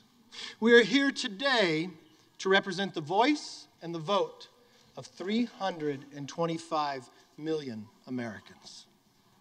Now, I would like everyone to pause. I want you to reflect on this fact. In the last 230 years, dating back to the founding of our republic, fewer than 11,000 Americans have had the privilege to stand here as a member of the House just as you do, chosen by their fellow citizens to represent them in Washington. What an amazing, invigorating, and yes, frustrating experiment that is, representative democracy.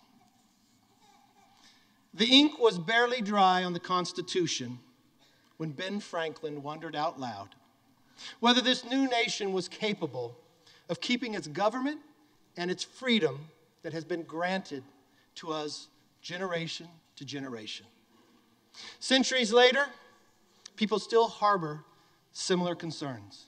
They wonder if Congress truly represents them, if it's still capable of solving big problems. Well, there's no guarantees.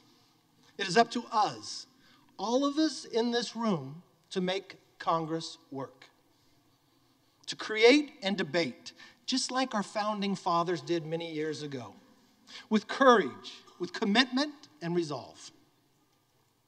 We are a very small group with a very large responsibility. The burden on us 435 members is to represent 325 million Americans faithfully, to work together so that tomorrow is better than today. As Ronald Reagan advised us, America's too great for small dreams. When we work together, we succeed together as one nation. We're now entering a period of divided government, but that is no excuse for gridlock or inaction. We are at our best when we focus not on retribution, but on building a more perfect union.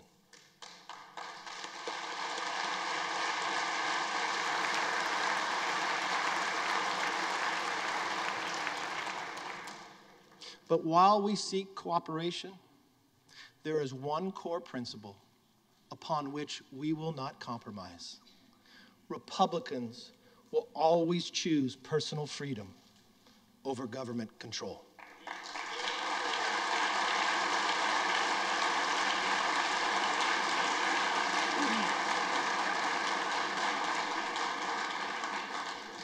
Now, this very floor we serve on has hosted some of the toughest debates in the nation's history, but it's also some of the most noblest achievements have happened here. This house has weathered times of triumph and crisis. It still stands because it is built not on sand, but on the solid rock of constitutional principles. Today marks a new chapter in this House pursuit of a more perfect union. The country knows Nancy Pelosi as an experienced leader with 3 decades of service in Congress, a fighter for her causes, and a true trailblazer. Even when we disagree with one another completely, it is important to remember that we are bounded together in a common cause, our love for America.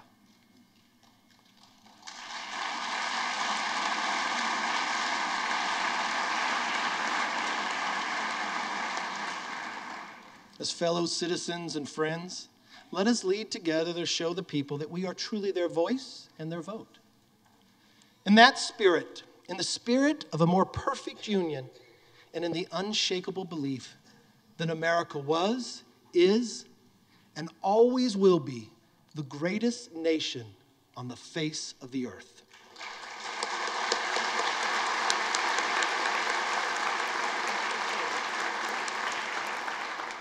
And in that spirit, I extend my hand of friendship to every member of this body.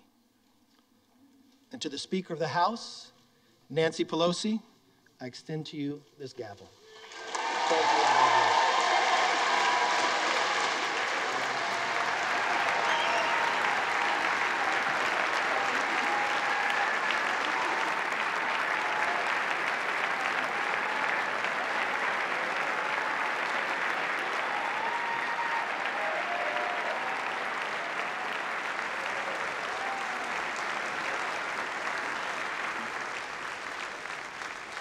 Thank you very much, Leader McCarthy.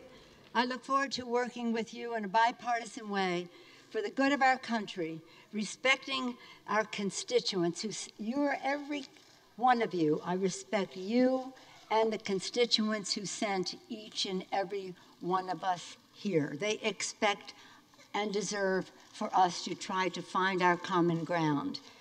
And we must try to do that. Stand our ground where we can't, but always extend the hand of friendship. Thank you, Kevin McCarthy, for your leadership. I look forward to working with you. Congratulations on being the leader of the party.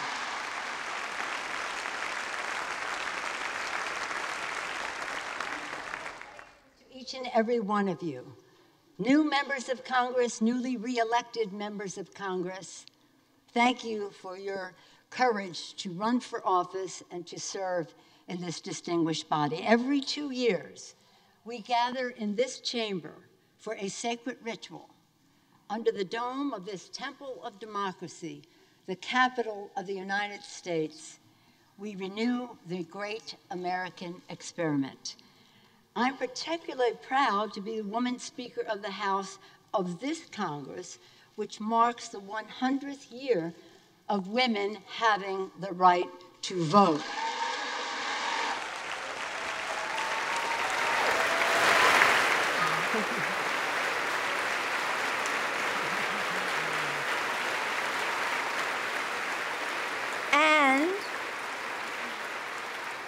And that we all have the ability and the privilege to serve with over 100 women members of Congress, the largest number in history.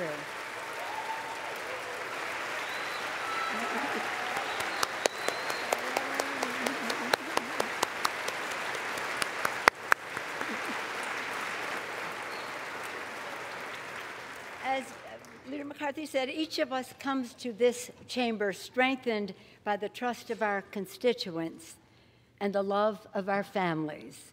Let us congratulate and welcome all of the families who are here today. Thank you to our families.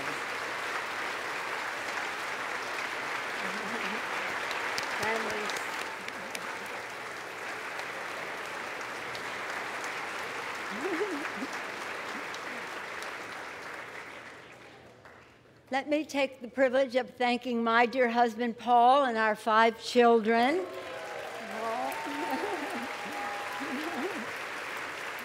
Our 5 children, Nancy, Corinne, Christine, Jacqueline, Paul, and Alexandra, and our 9 grandchildren, Madeline and Alexander, Liam, Sean, and Ryan, Thomas and Paul, Bella, and Octavio.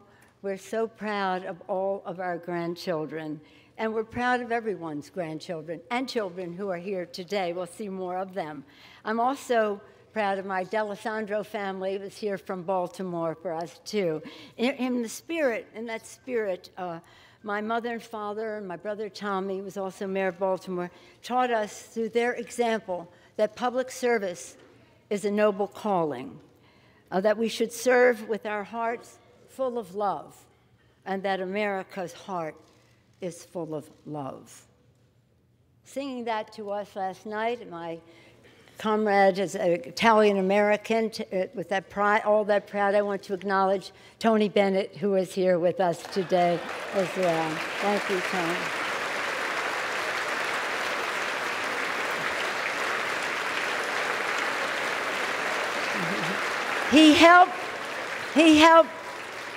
He helped free the concentration camps during the time of World War II.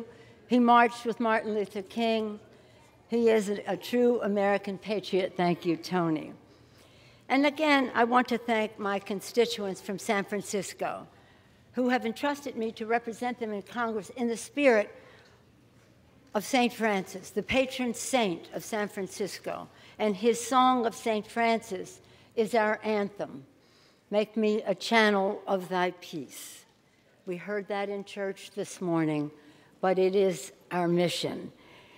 And let me thank our men and women in uniform, our veterans, and our military families and caregivers, whose service reminds us of our mission to make the future worthy of their sacrifice. To our men and women in uniform.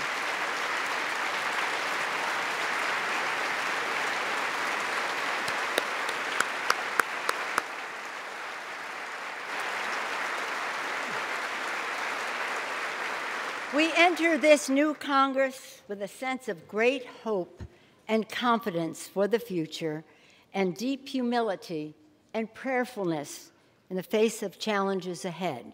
Our nation is at an historic moment. 2 months ago, the American people spoke and demanded a new dawn.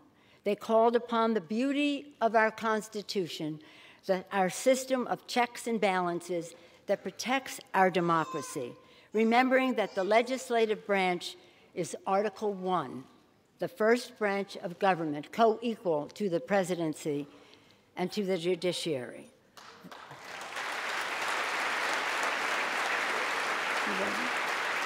They want a Congress that delivers results for the people, opening up opportunity and lifting up their lives. We're hearing the voice of the future there. How beautiful. When our new members take the oath, our Congress will be refreshed and our democracy will be strengthened by their optimism, idealism, and patriotism of this transformative freshman class. Congratulations to all of you in the freshman class. Working together, we will redeem the promise of the American dream for every family, advancing progress for every community. We must be pioneers of the future. This Congress must accelerate a future that advances America's preeminence in the world and opens up opportunities for all. Building an economy that gives all Americans the tools they need to succeed in the 21st century. Public education, workforce development, good-paying jobs, and secure pensions. We have heard from too many families who wonder in this time of innovation and globalization if they have a place in the economy of the future. We must remove all doubt that they do and say to them individually, we will have an economy that works for you. Let us declare that we will call upon bold thinking to address the disparity of income in America, which is at the root of the crisis of confidence felt by so many Americans. As Justice Brandeis said, we may have democracy or we may have wealth concentrated in the hands of the few, but we cannot have both. We must end that injustice and restore the public's faith in a better future for themselves and their children. We must be champions of the middle class and all those who aspire to it, because the middle class is the backbone of our democracy. It has been since the birth. It has been since the birth of our democracy. Aristotle said, "It is manifest that the best political community is formed by citizens of the middle class, in which the middle class is large and stronger than any of the other classes. We must fight for the middle class that is fair and fiscally sound, protecting Medicare, Medicaid, and Social Security." We must also face the existential threat of our time, the climate crisis, a crisis manifested in natural disasters of epic proportions. The American people understand the urgency. The people are ahead of the Congress. The Congress must join them. And that is why we have created a select committee on climate crisis. The entire Congress must work to put an end to the inaction and denial of science that threaten the planet and the future. This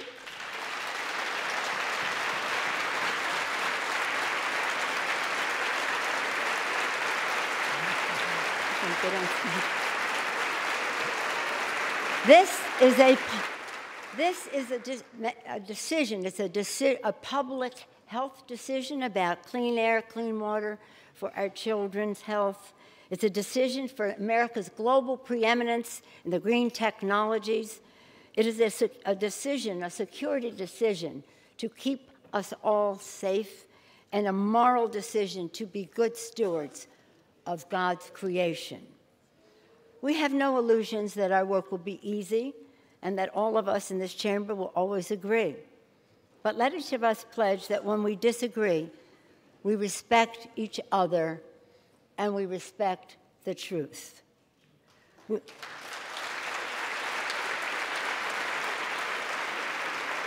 We will debate and advance good ideas no matter where they come from. And in that spirit, Democrats will be offering the Senate Republican appropriations legislation to reopen government later today.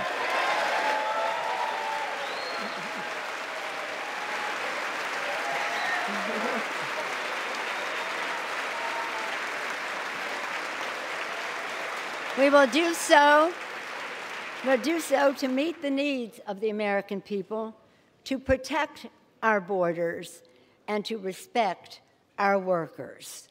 And I pledge that this Congress will be transparent, bipartisan, and unifying, that we will seek to reach across the aisle in this chamber and across divisions across our nation. In the past 2 years, the American people have spoken. Tens of thousands of public events were held. Hundreds of thousands of people turned out. Millions of calls were made. Countless families, even sick little children. Our little lobbyists bravely came forward to tell their stories, and they made a big difference. Now the floor of this House must be America's town hall, where people will see our debates and where their voices will be heard and affect our decisions. Transparency will be the order of the day.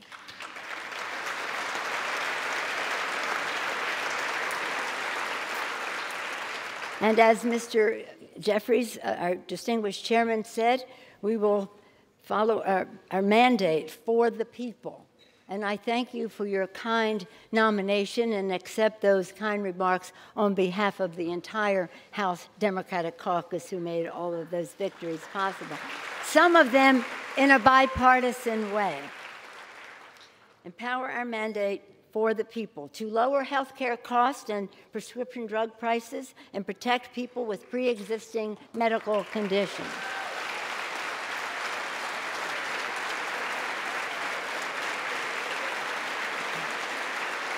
To increase paychecks by rebuilding America with green and modern infrastructure from sea to shining sea. We look forward to working with the President on that. To pass H.R. 1 to restore integrity to government so that people can have confidence that in a government that works for the people, not the special interest. H.R. 1.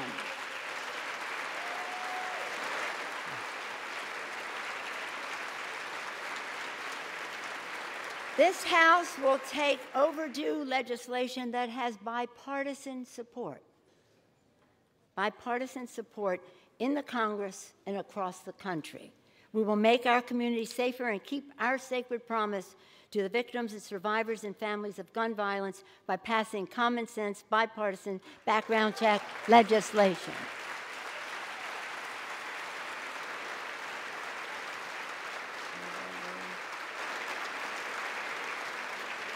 We will make America fairer by passing the Equality Act to end discrimination against the LGBTQ community.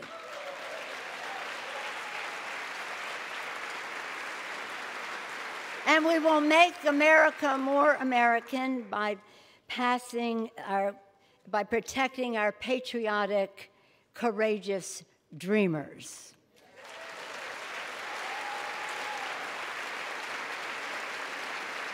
All three of those legislative initiatives have bipartisan support in this body. And when we're talking about the dreamers, let us remember what President Reagan said in his last speech as President of the United States. I urge you all to read it. It's a beautiful speech. He said, "If we ever close the door to new Americans, our leadership role in the world will soon be lost." Ronald Reagan.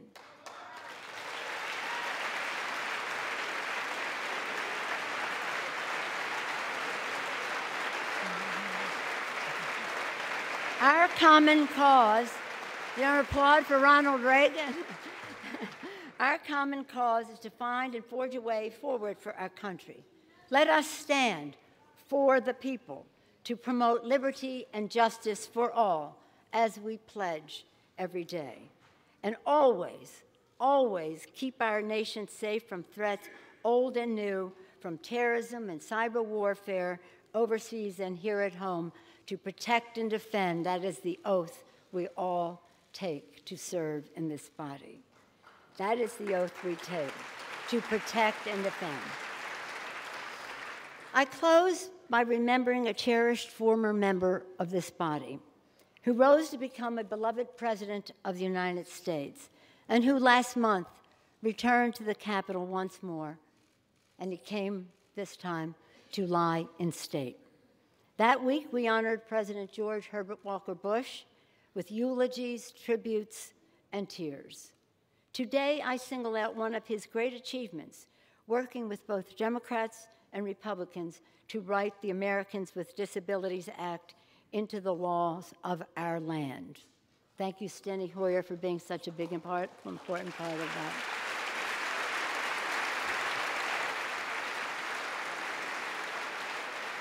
In 2010, we marked the 20th anniversary of the Act by making it possible for our colleagues with disabilities to preside over the House, by changing the mechanics of this podium.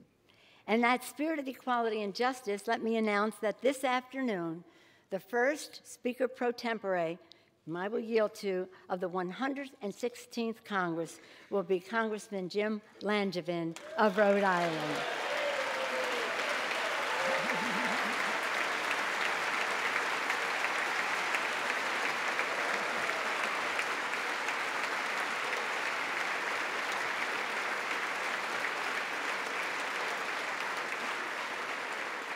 As we take the oath of office today, we accept responsibility as daunting and demanding as any that previous generations of leadership have faced. Guided by the vision and values of our founders, the sacrifice of our men and women in uniform, and the aspirations that we have for our children, let us meet that responsibility with wisdom, with courage, and with grace. Together, we will let it be known that this House will truly be the people's house. And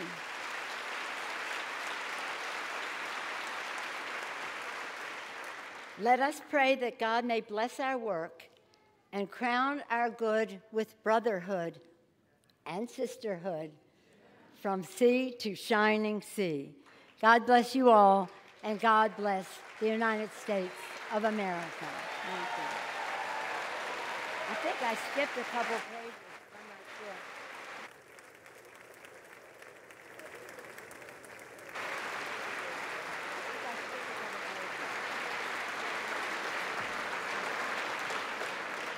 The parliamentarian instructs me to say the following. I am now ready to take the oath of office. I ask the Dean of the House of Representatives, the Honorable Don Young, to administer the oath of office to Speaker.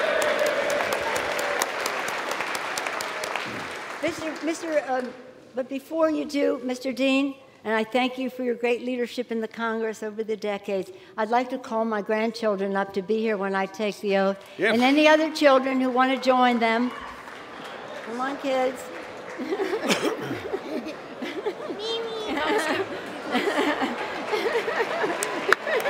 All children.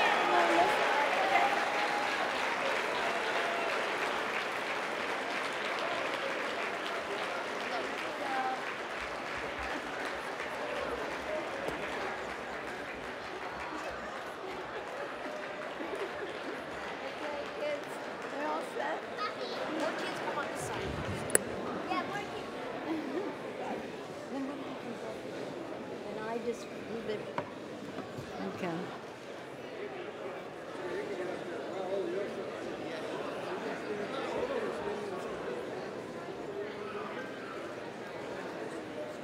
Oh, there he is. Cedric.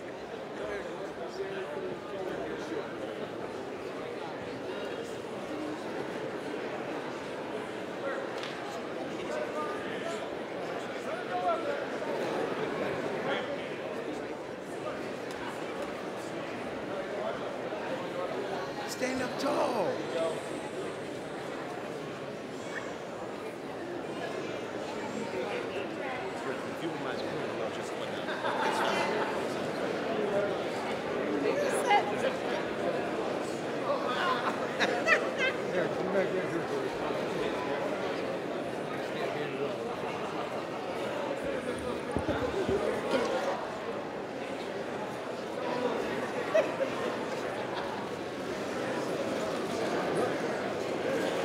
If everybody be quiet. If the gentlewoman from California would please raise her right hand, which you're doing, do you solemnly swear that you will support and defend the Constitution of the United States against all enemies, foreign and domestic, that you will bear true faith and allegiance to the same, that you take this obligation freely without any mental reservation or purpose of evasion, and that you will well and faithfully discharge the duties of the office on which you're about to enter, so help you God? I do. Congratulations, Madam Speaker.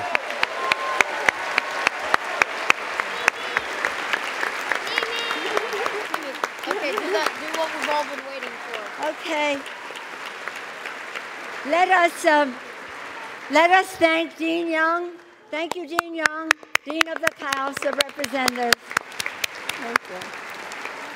Can I call the House to order?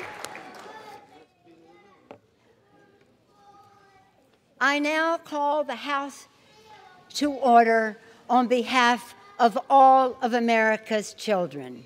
Go kids! Go kids! Go kids!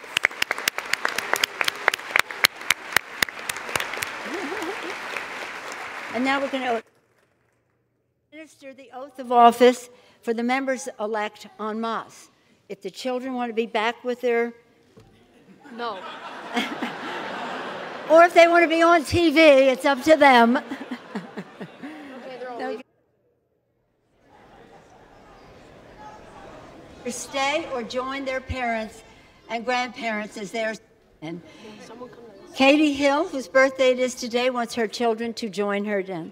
Katie Porter, whose birthday it is, wants her children to join.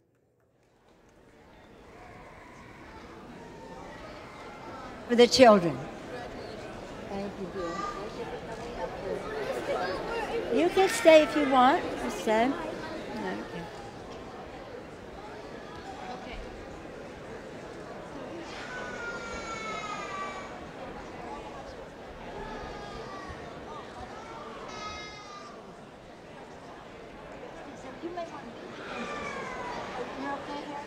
Okay.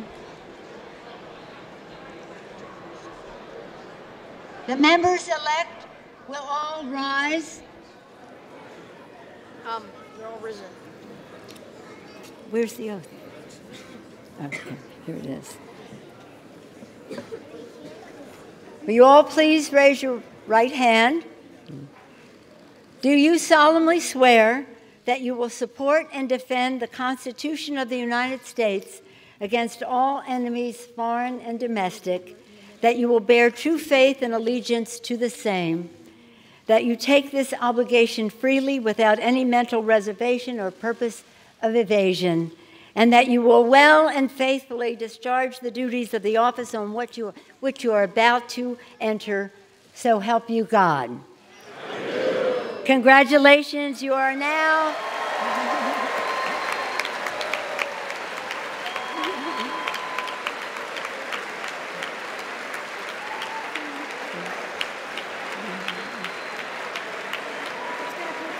This is? Now what? Now what happens?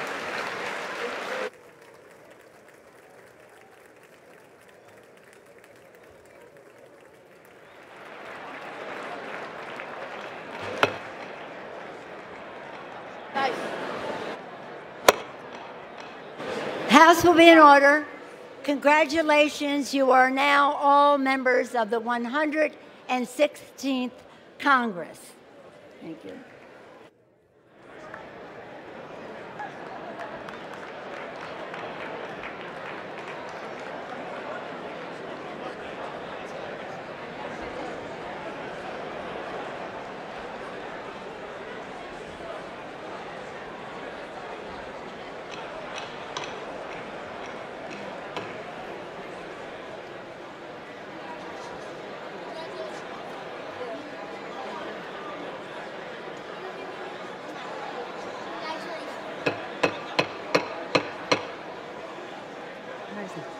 Where's Jeffries?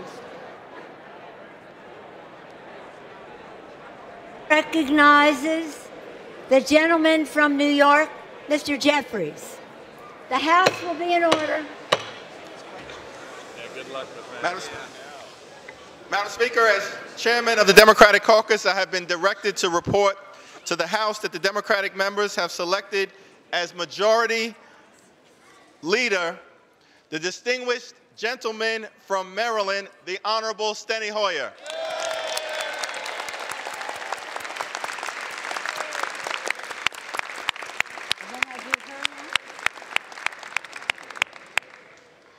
The chair recognizes the distinguished gentlewoman from Wyoming, Congresswoman Chair Cheney. Madam Speaker, as Chairman of the Republican Conference, I have been directed to report to the House that the Republican members have selected as our leader the gentleman from California, the Honorable Kevin McCarthy.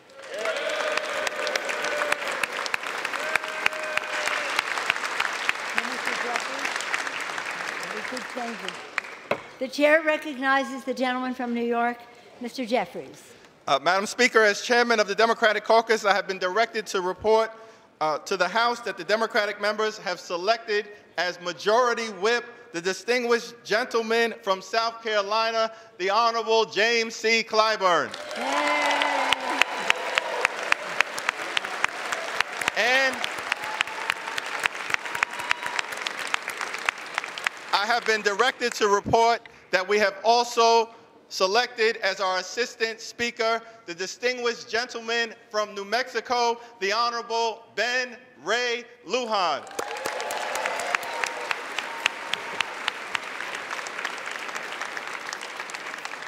The chair recognizes the distinguished gentlewoman from Wyoming, Ms. Cheney. Madam Speaker, as Chairman of the House Republican Conference, I've been directed to report to the House that the Republican members have selected as Minority Whip the gentleman from Louisiana, the Honorable Steve Scalise.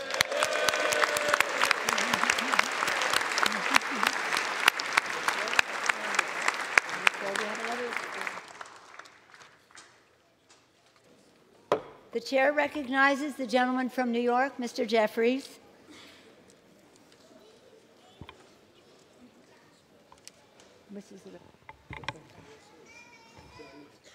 Does the gentleman seek to offer a resolution? Yes, Madam Speaker, I offer a privileged resolution electing officers of the House of Representatives. The clerk will report the resolution. House Resolution 1, resolved that Karen L. Haas of the state of Maryland be and is hereby chosen Clerk of the House of Representatives, that Paul D. Irving of the state of Florida be and is hereby chosen Sergeant at Arms of the House of Representatives, that Philip George Kiko of the state of Ohio be and is hereby chosen Chief Administrative Officer of the House of Representatives, and that Father Patrick J. Conroy of the state of Oregon be and is hereby chosen Chaplain of the House of Representatives. The gentleman from New York is recognized. Madam Speaker, I offer a privileged resolution and ask for its immediate consideration. Does the gentleman seek to offer an amendment? Does the gentleman seek to offer an amendment? Does the gentleman yield to the gentlewoman? And does the gentleman wish to yield to the gentlelady from Wyoming for a division of the question? Yes, Madam Speaker, I yield to the distinguished gentlewoman from Wyoming for the purpose of offering an amendment. Madam Speaker, I have an amendment to the resolution, but before offering the amendment, I request that there be a division of the question on the resolution so that we may have a separate vote on the chaplain. The question will be divided. The question is on agreeing to that portion of the resolution providing for the election of the chaplain. Those in favor say aye. Aye. Those opposed, no. No. The ayes have it. Portion of the resolution is agreed to without objection. The motion to reconsider is laid upon the table. Gentleman from Wyoming. Madam Speaker, I offer an amendment to the resolution offered by the gentleman from New York. The clerk will report the amendment. Amendment offered by Ms. Cheney. that Barrett Carr of the state of Texas be and is hereby chosen Clerk of the House of Representatives, that James Min of the state of California be and is hereby chosen Sergeant of Arms of the House of Representatives, and that Bill Hughes of the state of South Dakota be and is hereby chosen Chief Administrative Officer of the House of Representatives. Question is on the amendment offered by the gentlewoman from Wyoming. Those in favor say aye. Aye. Those no. No. The noes have it, and the amendment is not agreed to. The question is on the remainder of the resolution offered by the gentleman from New York. Those in favor say aye. Aye. Those opposed, no. No. The ayes have it. The resolution is agreed to, and without objection, the motion to reconsider is laid upon the table. The chair now will swear in the officers of the House. Do you have the names?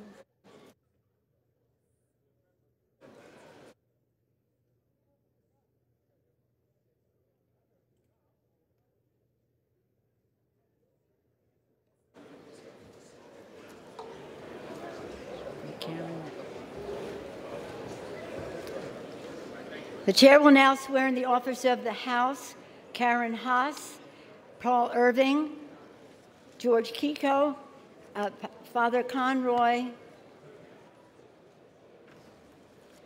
Do you solemnly swear that you will support and defend the Constitution of the United States against all enemies, foreign and domestic, that you will bear true faith and allegiance to the same, that you take this obligation freely and without any mental reservation or purpose of evasion, and that you will well and faithfully discharge the duties of the offices to which you are about to enter, so help you God?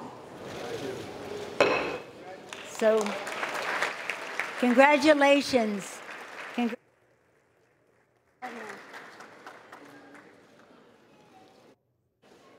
From what purpose does the gentleman from Massachusetts seek recognition?